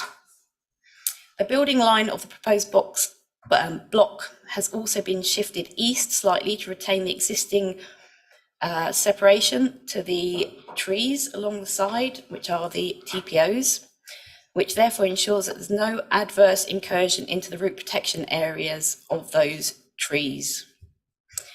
All new foundation works would take place within the existing building foundations of the existing squash club. The separation distance between the corner of the building and the residential property to the northwest, which is Cobb Gate, is measured at around 21 metres. The rear building line would also be stepped with the rear wall set about 1.8, 2.4 and 3 metres off that rear boundary. As you can see with the blue line, that's the existing squash club building. To the east, the proposed building line is similar to the existing building, therefore maintaining a comparable relationship with the boundary and the adjacent property to the east, which is Horsecroft. More details have also been provided in relation to ground levels within the site to provide assurance that there would be no additional incursion of the embankment alongside the trees and to show that that existing embankment could be retained. Officers have also been to site across the seasons throughout the time the application has been in for consideration and are satisfied that the proposed dwellings would have sufficient access to natural daylight despite the perceived proximity of the trees and other vegetation around the site, particularly those units at ground floor. A design and layout has been shown to accommodate necessary mitigations to ensure that there is no direct, adverse and significant level of overlooking to adjacent residential properties or the sensitive community building to the north, and instead would channel the outlook away from the most private areas of the residential properties and any other sensitive receptors such as the hall. The design presented as part of this scheme addresses a sensitive location taking full account of the historic environment around the site and the heritage assets adjoining the site and close by, and references the scale and bulk of the existing squash club building, with the proposed roof line only marginally higher than the existing ridge, as illustrated in this graphic here, whereby the red lines represent the existing squash club building. Discussions have also taken place to ensure that there's a viable and workable solution in place to satisfy the fire and safety officers' concerns about getting a fire tender to the building, with the applicant having been in discussion with the northern landowners to the old school hall. That would be settled at building regulations stage under the relevant regulations. So taking account of the location of the site within the built-up area, officers consider this to present a viable redevelopment opportunity of an existing developed site in a sustainable location. Conditions have been set out to ensure that the resulting development meets the expectations of its site in contexts such as materials and details, landscape and biodiversity enhancements. These are some graphics that have been provided by the applicant to show the development in situ and as the site currently appears. So that's as the site is seen at the moment, and then with the development in place. In order to demonstrate water neutrality, the proposed development would include water efficient fittings, rainwater harvesting for reuse within WCs and washing machines, and would offset the remaining quantum of water within a farm property within the district, where pigs, sheep and cattle are grazed throughout the year. The proposal, if approved, would be subject to planning conditions and a Section 106 agreement to secure the required water neutrality measures both on-site and off-site to ensure there is no net increase in demand for water use arising as a result of the development. So officers have therefore recommended approval for this proposal. Thank you. Thank you. I'd like to invite Jonathan Corby to make the presentation. Thank you.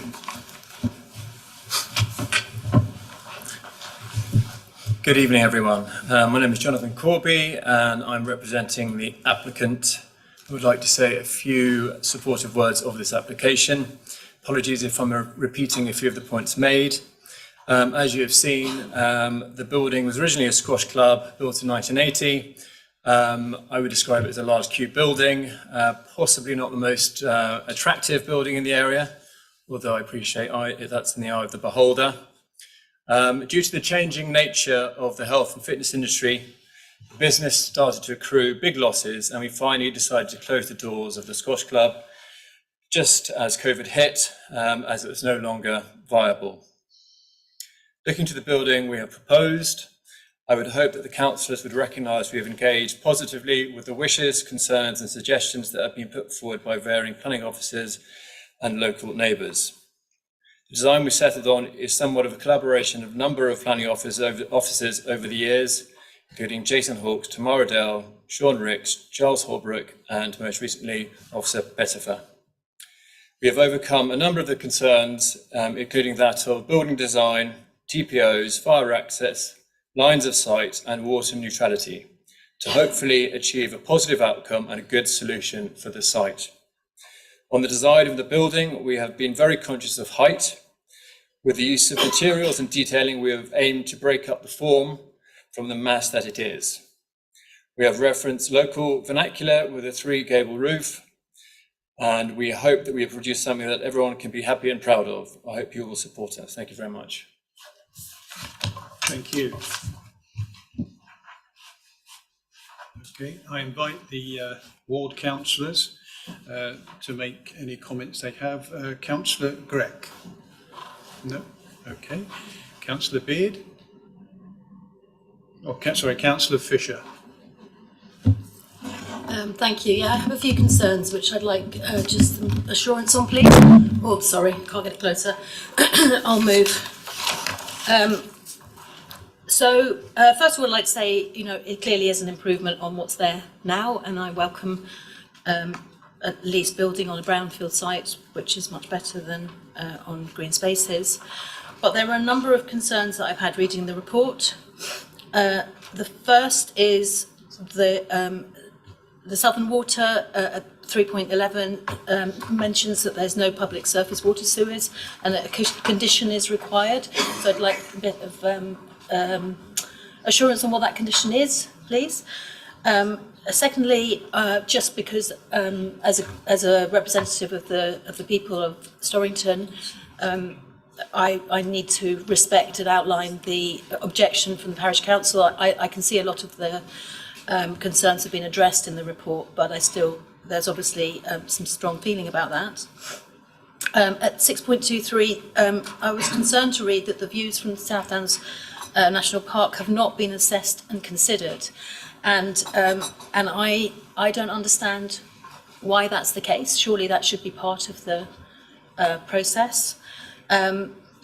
And I also want to highlight the concern from the council's arboricultural officer, and although they have been, they do appear to have been addressed, the words may and likely come in, and I don't really feel assured by those words. I'm also concerned at 6.434 that there's no affordable housing. I understand it's not necessarily required, but for communities in Storrington, it's important that there are affordable housing. At least one would be good. And I lost it, so I can't work out how to search on my iPad.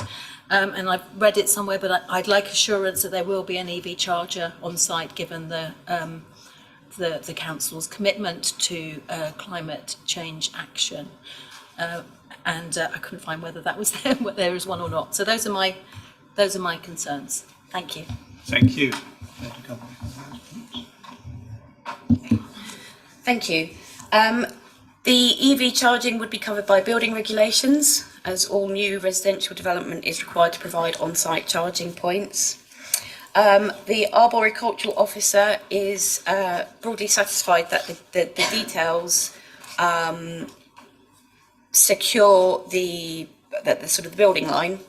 The concern that they still had in terms of the building was more channeled towards the daylight within the building, but as officers we're satisfied that the units are kind of multi-aspect and there would be sufficient daylight within the buildings.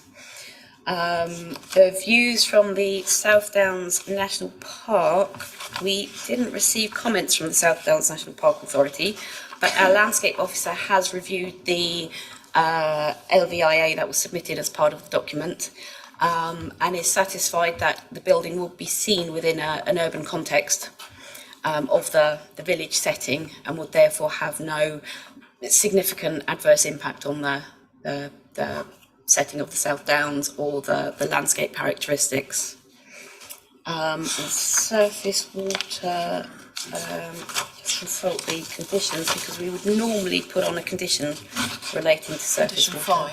Condition 5. Thank you. So that is condition 5, no development shall commence until a drainage strategy detailing the proposed means of foul and surface disposal has been submitted to and approved in writing. So that would cover the surface water concern. No affordable housing. The affordable housing, it's below the level that we would be seeking affordable units, which kicks in at 10 dwellings on a site.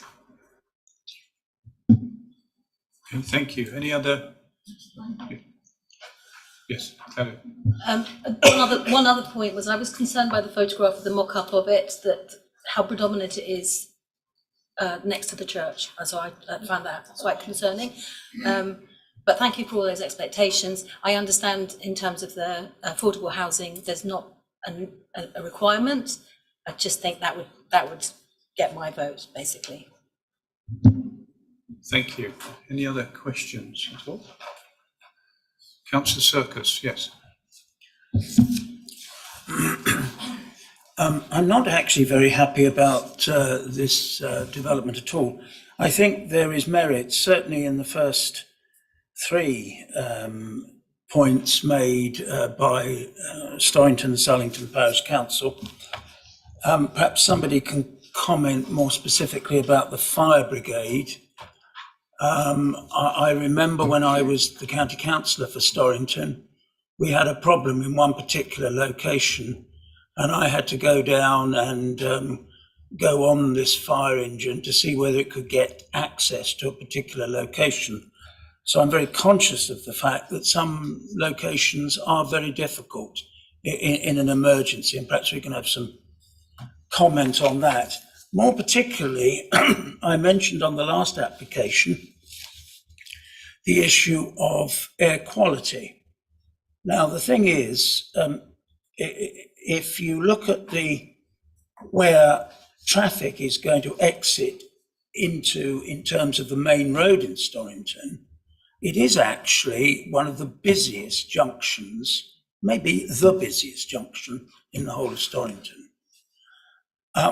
It's such a problem with traffic backing up there that in our AQMA deliberations, we actually advised, I think, County Highways, that they should look at a revision of the phasing on the traffic lights in order to speed up the traffic and do something to alleviate the backing up problems. So given its location, given the exit into the main part of Storrington, this is likely to exacerbate the air quality problems in Storrington. And do remember, and it's a point that Councillor Raydor used to make, that you can take individual developments and say that of itself may not make an enormous difference, but it's the addition, it's the growth, cumulative, that's the word I was looking for, the cumulative effect of developments. So I think, clearly this was ruled out by the parish council as unsuitable from the point of view of the neighbourhood plan. It's always been my view that wherever possible, because of the work and effort and sometimes expense that is put into the creation of neighbourhood plans by parish councils, wherever possible, we should honour those neighbourhoods. It should be our starting point in many respects. And clearly this was ruled out. And clearly that ruling out was not vetoed when it came here to be looked at by officers and then on to being approved by the inspector and by the local referendum. So I think there are very powerful reasons why this is unacceptable for the reasons I've given, and I for one will not be supporting it. Thank you, Chairman. Thank you. And can I have an answer on the fire engines? In terms of the comments from the fire brigade, my understanding is there is likely to be an acceptable solution, and that's been discussed with the officer, but ultimately that is a matter for building regulations, and obviously they would have to demonstrate an acceptable solution for fire access as part of building regulations, and obviously if that's not achievable, building regulations wouldn't be granted. So I think we just need to be mindful of not replicating the requirements of other legislation in planning terms. In terms of air quality, this site itself, we have to recognise there is a lawful use established with the site at the moment. You know, if in operation, there will be a number of vehicle movements to and from that site, as there's been historically the case. So we need to be mindful of that. In addition to that, it sits outside the AQMA, and whilst I recognise your point, Councillor Serkis, obviously we would need evidence to demonstrate that it does have a particular impact.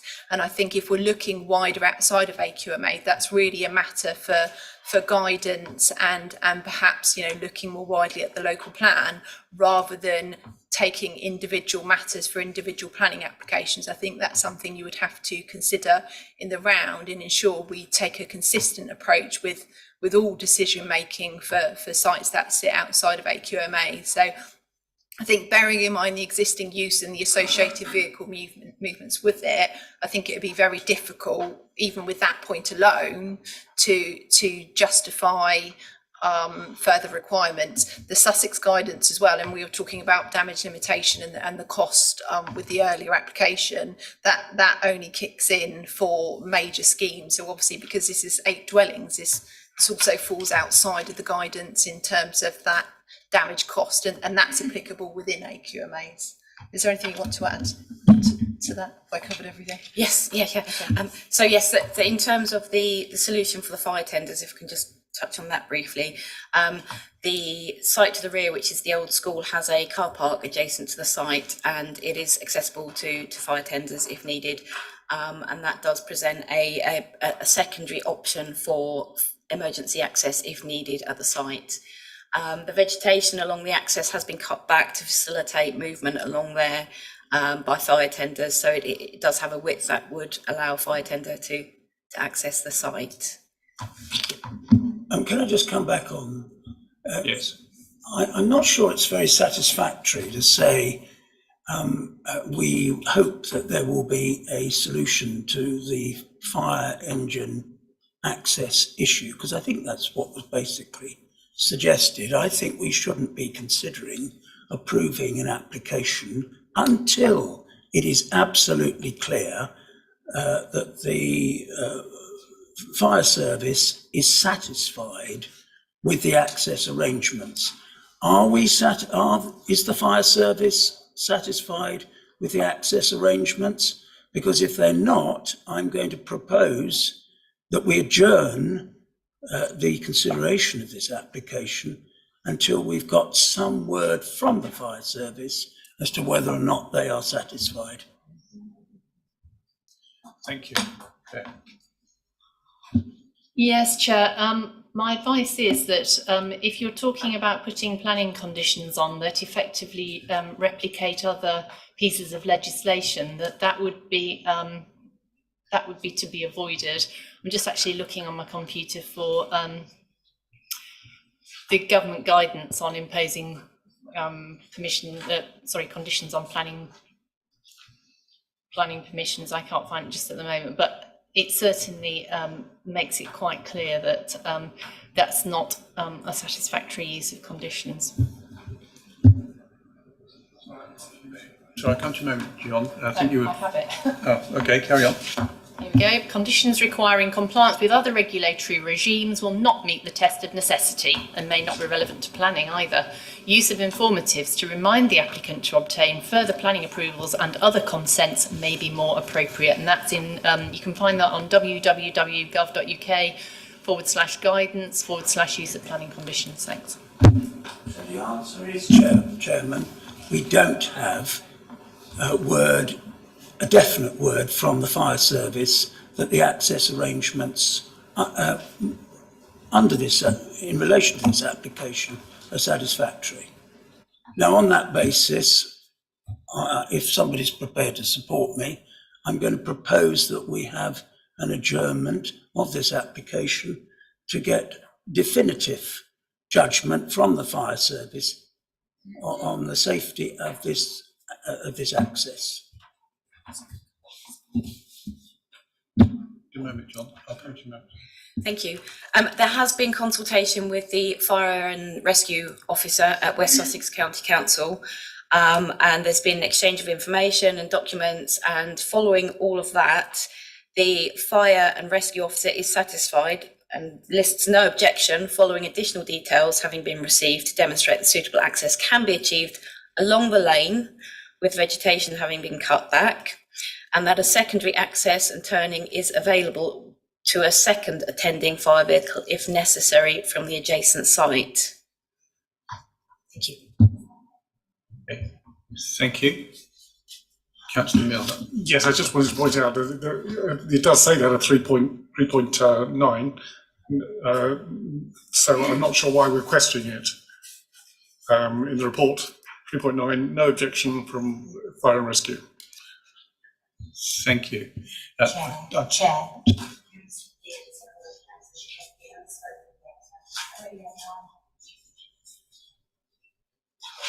In a moment, Councillor Dennis, but I think Councillor Bainham, you had your hand up first. Yeah, it's all right. My question has been covered. It was around the fire access issues. Thank you. Councillor Dennis. Thank you. Well, mine's been covered. Thank you, Councillor Surface. I was looking at 3.11, which is around the public surface water sewers in the area. And in fact, there is none that serves this particular development. And I was just looking at it and going back to looking at the design. The materials to be used for the parking environment, will that be allowed, or is it a material that will encourage or allow soak away? I'm obviously concerned about soak away water. Details of drainage are covered by condition, I think, as we previously advised, but part of the drainage strategy can include permeable paving. Obviously, that would be for the applicant to put forward, but it's something we would encourage. Thank you. So it wouldn't be a condition necessarily then? Essentially, it would be covered by the materials condition and the drainage condition combined, and obviously condition should correspond and you know, it's a bigger picture, isn't it? You don't look at them in isolation. Yeah, appreciate that. Yeah. It would, those two combined, it was something that we would certainly be considering. Councillor Milne. Thank you for letting me again. Yeah, just as we've had a number of questions about AQMAs, not just on this application but the previous one, as it happens. I don't think we can take the view that we just simply can't proceed with any housing because it would add to the problem. Clearly, any house anywhere. I mean, there are lots of developments, not just directly adjacent to these sites, but any development in Storrington, for example, or at a wider level, would clearly add to traffic. So we'd basically be saying there's no more housing in the entire district. It's not a credible line to sustain. I would also note that the air quality has been improving in Storrington, because I happen to, in my county role, asked that question of the cabinet member for highways earlier last year, and it is actually improving, presumably because of electric vehicles. I don't know, but thank you. Thank you. Any other question before I come back to the councillors? Councillor Fisher. I've read it all, but I'm now not able to find any bits that I need to kind of refer to because it's quite long. So I'm just wondering, has there been a traffic assessment of the impact of this development? West Sussex County Council have reviewed the application and looked at the net increase in traffic movements on the site compared to the existing use as a squash club. And they... Yeah, I see it now, thank you.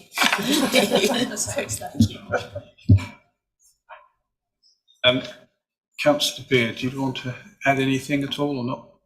No. Councillor Gregg? No. Any final questions? Sorry, Councillor Fisher. Yes. Yes, I just wanted to say that I'm still not sure about this, and I would wonder if it's possible to adjourn the decision pending a report from the South Downs National Park and the concern from the council's arboricultural officer. I think we need to be mindful that the South Downs National Park were consulted on this application, but they've chosen not to comment. So I think we need to be mindful of that. And I don't, you know, we've given them an opportunity to comment and they haven't for whatever reason. And obviously, as we said, our landscape architect has considered the impact on the South Downs as part of their assessment. So I'm not sure it's reasonable to defer an application when the body hasn't had an opportunity to comment and has chosen not to. So I think we have sufficient information before us to make a decision, and I would suggest that members do so. Thank you. Councillor Dennis, yes. Just a quick one. Point 6.88 about Sill. As there's no pound sign, or any other indication, I'm at a loss to know whether it's £747 or £747,000 for Sill.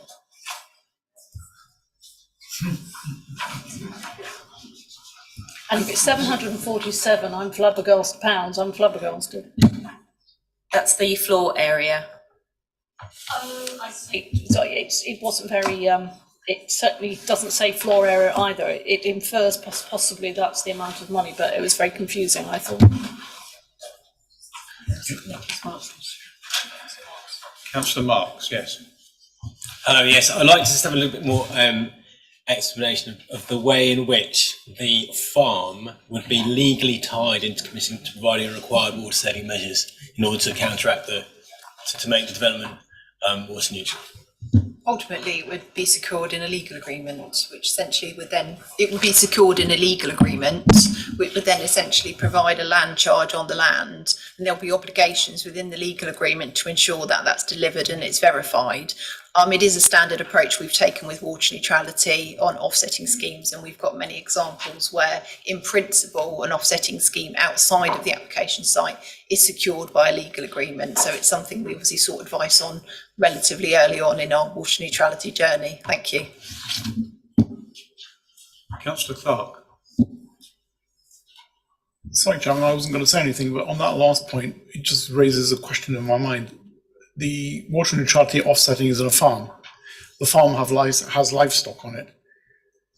How can we force a farm to remain in existence and to have livestock on it forever, or, let's say 30, 50 years? How can we impose that condition on a business or on a landowner? Because if it's not profitable, or whatever you want to call it, then they would go out of business and they would stop. And then you wouldn't have your offsetting, would you? I'm a bit puzzled by your statement. Thank you, Chairman. Ultimately, we can't control that livestock remain on the land, but we can ensure that the measures are in place in perpetuity. And obviously, if those measures are proposed to be removed at any point, then they would have to seek an amendment to the legal agreement. I think we have to be mindful that these principles have been established, and we had an appeal decision, I think about a year ago, wasn't it, which was which had offsetting on a farm. So I think the general principles have been established, but my colleague has been out to the farm, and do you have any further comments? It's a residential property that's got an area of grazing land around it, and the arrangement is that a farmer moves livestock, so sheep, pigs and cattle, onto that area of land to keep it maintained and to kind of graze it. So it's a kind of mutually beneficial arrangement. So we can verify that there is livestock on that site. Can I come back, Chairman, on that? Yeah, I get the point. But what I'm trying to say is, yeah, you might keep the hardware on the site to recover the water and stuff. But if the livestock ain't there to drink it, then I'm not really sure how you're offsetting the use of the water in the town. And I hear what you say about there is a precedent for this, but just because there's one doesn't make it law.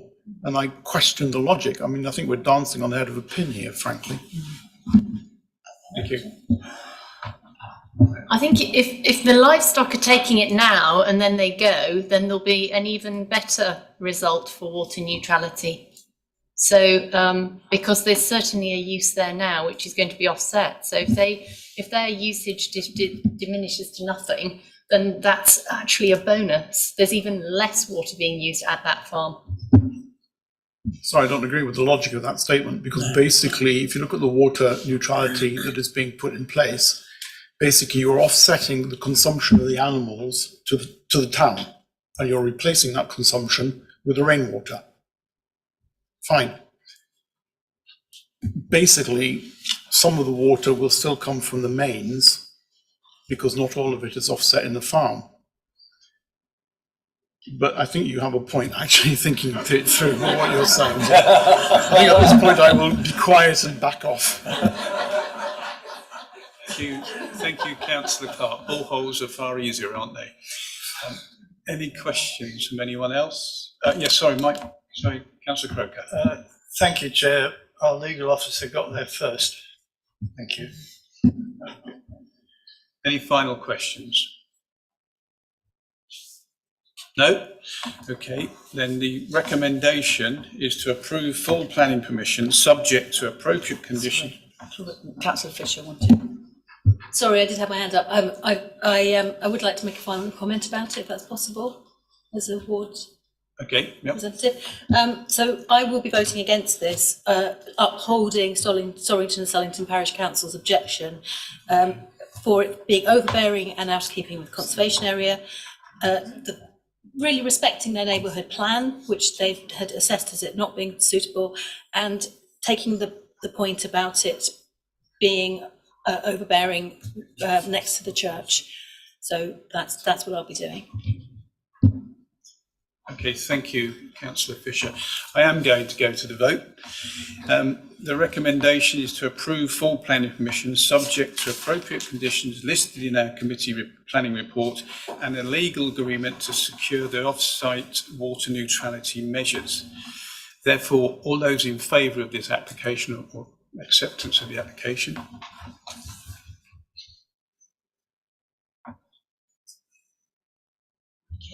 Okay. All those against?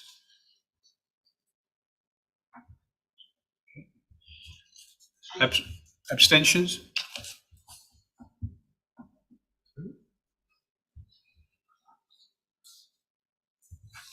you want me?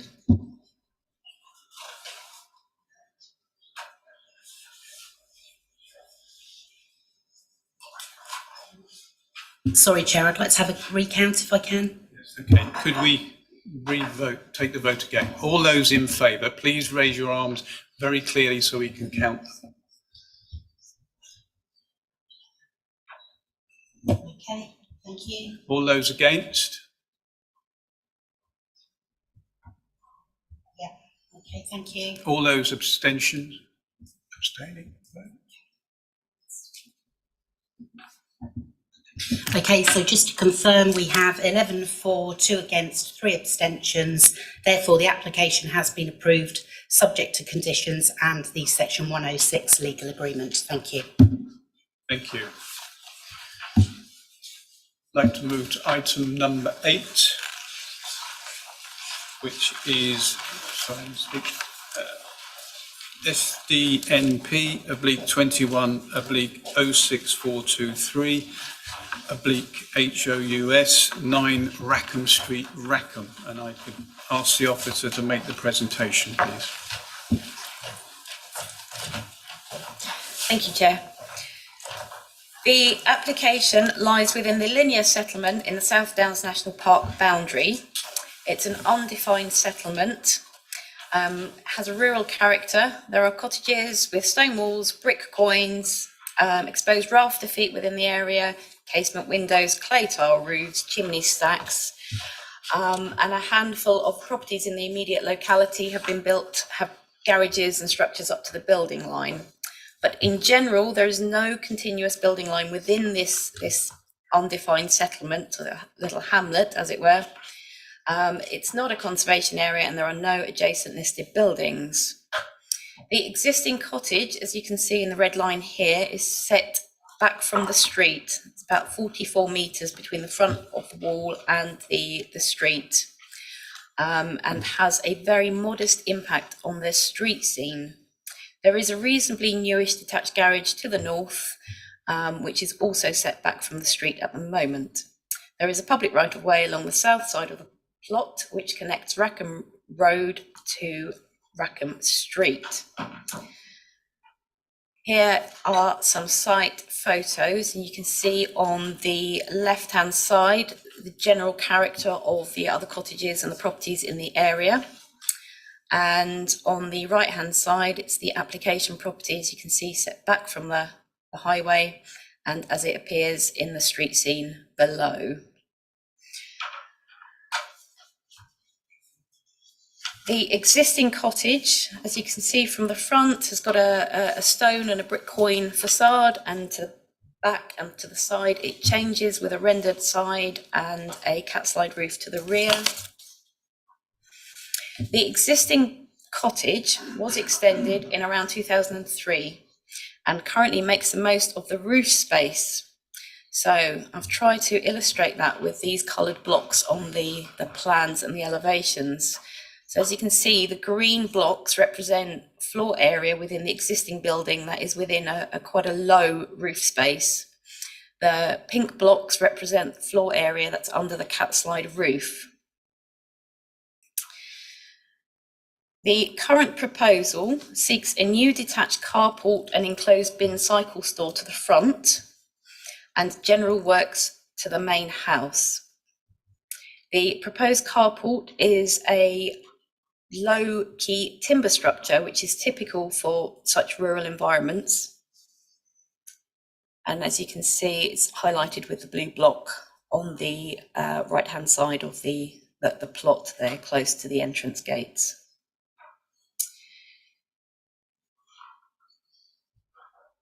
The following image tries to represent where the extensions are in terms of the existing building, which you can see outlined with a red line here. So if we try and understand those in the floor plan, we've got a proposed 2-storey side extension and a single-storey side extension. The green areas are balconies and an area under a balcony.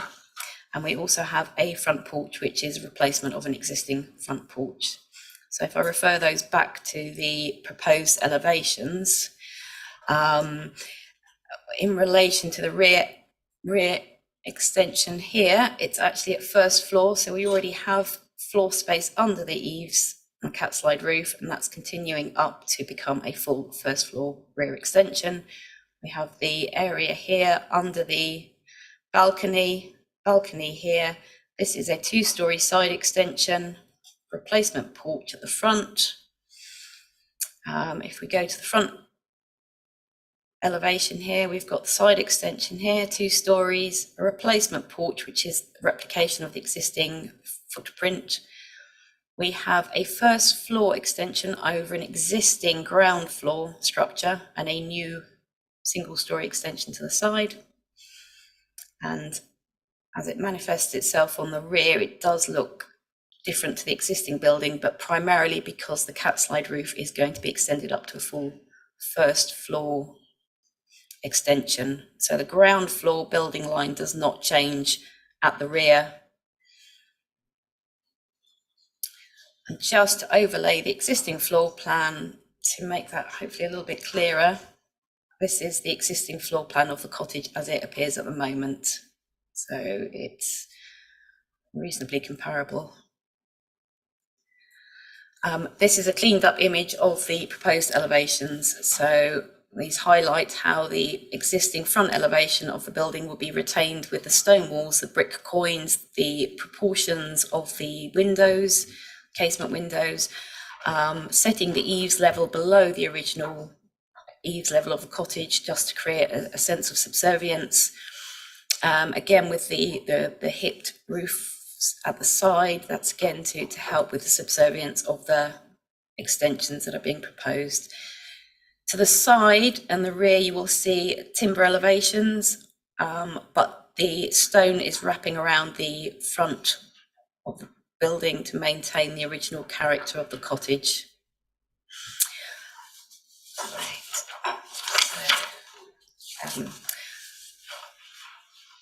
Material to the consideration is the permission that was granted on the property previously in 2014, which was prior to the adoption of the current South Downs local plan. And as you can see, that proposal was for a 2-storey side extension at the side. That work to form that extension was implemented by way of trenches being dug at the property, and we have a building control application dated November 2017 which acknowledges the start of those works. And therefore, in planning, that it is considered to be a material fallback position, that the earlier approval could continue to be implemented at the property. Of consideration is the South Downs National Park policy, which suggests that extensions to residential properties shouldn't be more than 30% of the existing floor area. Now, for this, it's necessary to go back to the original floor area of the house as it existed in pre-2002, which was approximately 112 square metres. The post-2003, that increased to 215 square metres. The 2014 approval, which remains extant and could still be implemented, results in the main house having a floor area of around 272 square metres. And just for comparison, the proposal that is currently being set out, which is this one, would have a floor area of around 276 square metres. Therefore, it's considered to be acceptable, referring back to that 2014 approval that is extant on that property. And although it's acknowledged to be over the 30 square metres, that 2014 approval was approved prior to the South Downs implementing their local plan. Light transmittance is considered to be mitigated by way of their dwelling being residential in nature. There's no overlooking from first floor balconies, given the considerable distance that this property lies from its adjacent boundaries, and therefore officers recommend approval subject to the conditions shown. Thank you. Thank you very much. I'd like to invite Guy Chadwell to make a presentation. I note that you have 4 minutes as you're speaking on behalf of someone else as well. Oh, thank you. Thank you. Thank you, councillors. I'm grateful for the opportunity to address some of the key issues relating to the application and demonstrate how it does not comply with the national and local planning policy. First of all, limit on extensions. SD 31 of the local plan aims to restrict the loss of smaller homes because it reduces variety and choice for local people. The wording of the policy is very clear that an increase in floor space is measured from the size of the existing property. This is defined as the residential unit that existed on the 18th of December 2002. The officer's report states that the proposals would incorporate an approximate 28% increase in overall GIA compared to the existing. However, it's my view that the officer has misapplied planning policy. It appears that the officer is using the scheme permitted in 2014 as the baseline or existing, when the policy is clear that decisions on this matter must be referred back to the size of the existing unit as of the 18th of December 2002. Having carefully compared the various plans, excluding the carport, garage space, balconies, decking, we note the following. Drawings submitted in 2003 show the building was approximately 116 square metres. This is the existing 2002 position. The building is currently approximately 195 square metres. The proposals in front of you today are for an additional 74 square metres, bringing the total area of the property to 269. I know there's a slightly out from just now. This is 131% greater than the existing dwelling as of 2002. It's also a 38% increase on the dwelling as its current size. I had included handouts, but for some reason I've been banned from handing them out this evening, but you will see the email that you've received that shows and documents that. It would be useful as the planning officer could clarify their calculations with regards to this policy. It's our minds that there's no doubt that the building has already been extended to its limit. The fact that the extant permission occurred in the before policy SD1 was adopted is completely irrelevant. All proposals must now be judged by the most up-to-date guidance, and this is clear in both its definition of existing and the 30% limit. No exceptional circumstances promoted to demonstrate an exception to policy is warranted in this case. Design issues. Regarding the building's design, we've previously raised concerns with the proposal's proportions. The proposed building is bulky, visually distracting due to its asymmetry and inappropriate for a small cottage in a hamlet.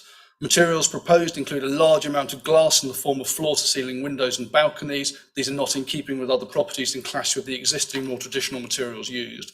The insensitive design and use of inappropriate materials will result in the building that will be prominent and intrusive. It will be very visible, particularly from the South Downs Way, and the footpath which you were shown just now, which runs immediately adjacent to the cottage between other properties. The officer's report is inaccurate when it refers to the rear of the property being hidden from view. In particular, the footpath allows unfiltered, very close views of the property, and the modern design will be prominent. The extensive glass on the south-facing elevations will create glare. The additional fenestration on this elevation will also cause light pollution, for which no mitigation is proposed. The design completely changes the facade of the house from a cottage to a very large detached property. The officer's report does not assess the view from the public right-of-way or from vantage points on the South Downs Way. It does not address policy SD4, which only allows development which conserves and enhances the natural landscape.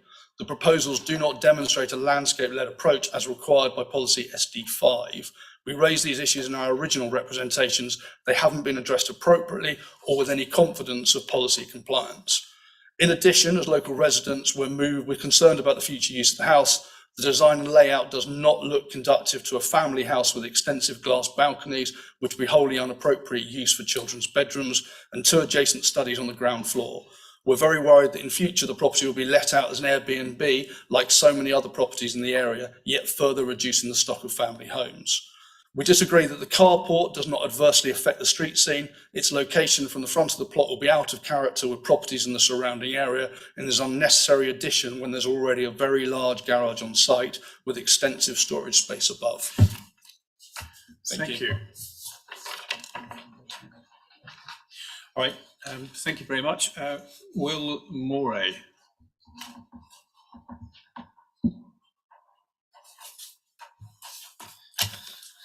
Thank you for the opportunity to talk to you about our family home and the application we're making. It's almost 3 years since I first presented our plans to the parish council, receiving their support. I then emailed and visited neighbours, sharing our intention to revise the granted plans and create our family home in Rackham. The planning application under discussion is submitted essentially from our perspective as an amendment to an existing application, as the planning officers described. We've lived in the hamlet for nearly 10 years. Our children are at a local school in Bury. The whole family are actively engaged in the local community. And over that 10 years, I own and I've built a business creating 40 jobs for the local community. Having firmly established our roots, we would very much like to stay in Rackham, but our 3-bedroom house just isn't sufficient for our modern family needs. English villages have changed and adapted to the needs of their communities and the families that make them up since the very first settlers came to Rackham, I think about 4,000 years ago. If we look at the houses in the hamlet now, almost all of them, including the ones I think next door to us, have some sort of extension or change to ensure that they suit the needs of families and suit the needs of local communities. We have old Sussex barns converted into homes, cart sheds converted into accommodation, an almost identical cottage to ours developed into a larger family home to ensure families can stay in the community. And we are a family, and many of the homes in the area are for essentially retirees. And I think it's important that families continue to create the fabric of the community. All of those examples that I gave you about the recent developments are within a few hundred yards distance of our front door. We received feedback from people on areas of this application that people felt could be improved, as well as aspects of the existing property that people felt could be improved. A great example of this is the rear aspect of the property, which I think you'd all agree isn't the most attractive in the world. And the dormer windows particularly, I think, were of concern in our current house to the vicarage property to the back, rectory. We believe this application directly addresses the issues and creates a significantly improved dwelling. The application addresses a range of environmental improvements, both to the existing application and to the fabric of our home, that currently performs poorly on a range of environmental factors and is now in desperate need of upgrading as we've waited for this application for a number of years. Could you bring your comments to I conclusion, can. please. The application is about adapting our home for increased home working post-pandemic and create a home that suits our family and provides options for our parents as they get older. To summarise, the plans have adapted to the feedback from neighbours, received the support and backing of the Parish Council, as well as the planning officers throughout the 2-year assessment, and enables us to stay in the local community that we love. Thank you. Thank you. Yes, right. Okay, Damien Frizzell, please. If you could stick to the 2 minutes, Of course, much yes. appreciated. Thank you. Hi, thank you for your time. I'm speaking as a local resident. I've been in the area for 13 years, living in Rackham for 7 of those, and now just across the field on Rackham Road as the first house in Amberley. I run a construction company building sustainable homes in Sussex, and I've got a young family also. So I understand fully the importance of striking the right balance between building environmentally friendly, long-term homes for young families whilst striving to enhance and protect the beauty of the South Downs. Comparing the original granted application to the proposed one, my opinion, as humble as it is that there's a massive improvement. Architecturally, it just looks better. The extensions now enhance the character of the original building, especially with the removal of the dormers. The rear elevation, especially, which is front and centre as you're walking up the public footpath from Amberley, will really elevate the entire view. It's also great that they've made serious efforts to address the environmental impact of the house, which is my personal favourite, from thermal efficiency to reducing light pollution. Rackham Street itself is a tapestry of old and new build houses, and almost all have been extended in some way, whether out to the side, back, or into the roof space, including those properties immediately neighbouring number 9. The proposed plans for number 9 look to have really taken into account any impact on neighbours, and I think it's to their credit that they've gone to such lengths to reach out to everyone around them to discuss plans and work on the scheme. It's my belief, and one I know that is held by many other local residents and the Parish Council, that if local communities like Rackham are to survive and thrive, younger families especially need to be able to adapt and extend the homes they live in, provided it adheres, of course, to planning laws. Whether it's the schools, local shops, pubs, or indeed the local business run by the Moores themselves, employing dozens of other residents, keeping families like them in the village has got to be a priority. Thank you. Oh, you finished. Okay, thank you very much. Thank you. And finally, Luke Smith.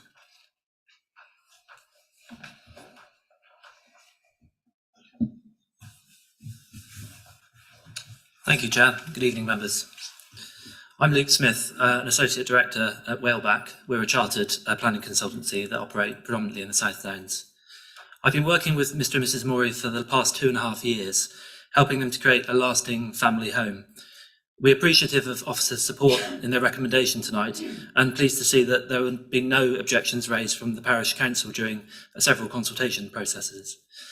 9 Rackham Street is currently a 3-bedroom house, set in an extensive garden with a recorded value of over £1 million. It benefits from an extant planning permission for a part-implemented 2-storey extension, which provides a total of 4 bedrooms and a floor area of over 270 square metres. Whilst a primary aim, and one that I recognise, is to protect against the loss of small and medium dwellings, this approximate 30% floor space increase limit serves no meaningful purpose here, as the property is already capable of being extended in line with the 2014 permission. And I would draw your attention to the officer's wording between paragraphs 7.5 and 7.9 in the report. In addition, the proposed extensions are well designed to enhance elements of the original property's character. We've given careful thought to distinguish between the old and the new elements, using high-quality natural materials like local stone, decorative brickwork, and FSC certified timber to preserve the rural setting in line with policies SD5 and SD31. We've made changes to the carport and single-storey side extension in response to concerns from neighbours and officers. We're reducing light spill by removing Velux windows in the existing catslide roof and the overhangs in order to comply with SD8. The building's thermal efficiency will also be improved to align with the CO2 reduction emissions in line with policy SD48. That includes measures for lifetime energy consumption as well. Whilst the impact on a private view doesn't carry great weight in decision making, efforts have been made to ensure that the scheme does not compromise privacy or create an overbearing impact. This includes the removal of previously approved southern balcony, which was more prominent, even though the house is not in close proximity to any neighbours, and the site boundaries are relatively well screened. There have been considerable delays in the processing of the application, which was first submitted in late December 2021. The ongoing delays have understandably caused great anxiety for my clients. This property isn't only intended to be their lifetime family home, but it's also their primary place of work. They have a large family, including elderly parents, and the delivery of this scheme will finally enable the family to fully embrace their future in Amberley Parish. So in summary, this is a well-designed development with unambiguous support from your officers. I would respectfully request that the Planning Committee's approval this evening is granted subject to conditions. Thank you. Thank you.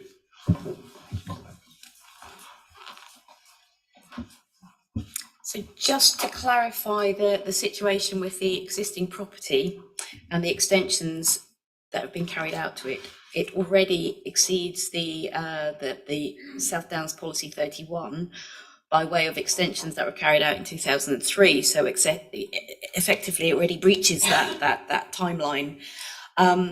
Officers have taken into account the position of the 2014 proposal, which is acknowledged to be a departure from the existing local plan, South Downs local plan, in terms of exceeding the 30% floor space requirement. But there is considered to be an exceptional circumstance in this instance, being the material fallback position of that earlier extension approval, which could still be implemented on this site without delay, without any further requirements for it could be implemented. So there's nothing to stop that previous extension from being carried out at the property and already exceeding that additional increase on that floor space. So in comparing what has been previously approved and the current proposal, it's a very small increase in floor area amounting to about 4 square metres on the main house. So that's really what I wanted to try and illustrate in terms of that floor area in relation to SD 31. Officers consider that it still maintains the character of the local area and the setting of the South Downs. The overall front appearance of the dwelling is to be maintained and enhanced by way of the extension. So again, it's considered to be appropriate to the policy requirements. And it is not overbearing in terms of the site. So again, how it relates to the site boundaries and the settlement characteristics in Rackham, it's considered to accord with the overall policy requirements. Thank you. Okay, thank you very much. I'll invite Councillor Clark. Any comments? I have no comments, Chairman. Thank you. Before I make a comment, I will open the floor. Any comments from anyone? Councillor Baker. I just want to get a bit of clarity on the issue of the dark skies that have come through on the representations. I just want to clarify that has been addressed in the designs, because of course when it's come to the reconsultation it's been flagged again, and I just want to satisfy myself that is managed.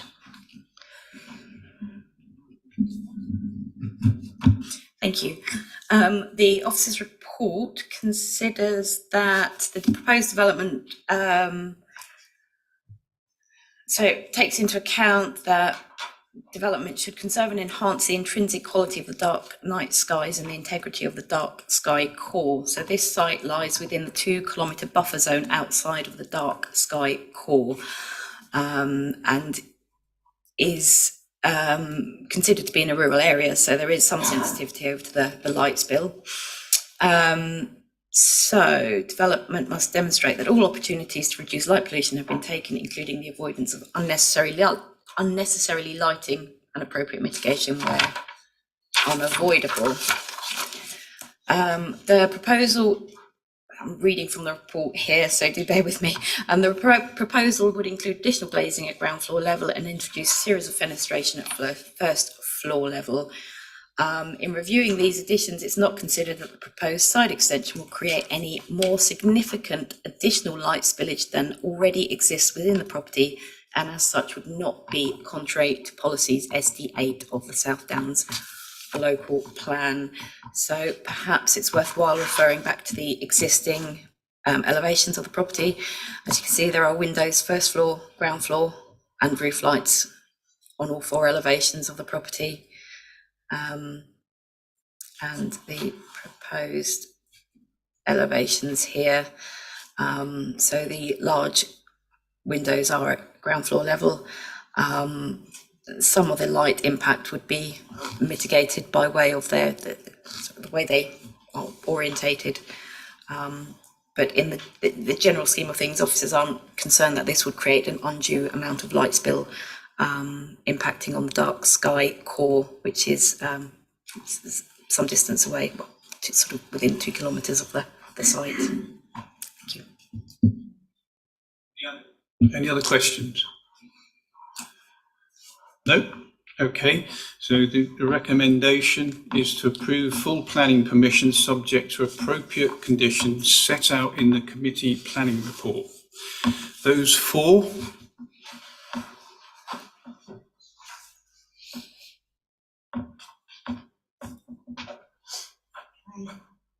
Those against? Any abstentions?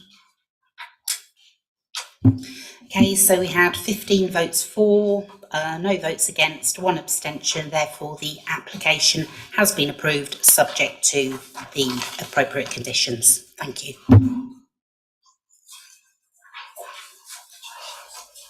Item number 9, urgent business. I have no urgent business other than to thank you all for your participation this evening, a long session this evening, and a special thank you to the officers for their support during this rather challenging session.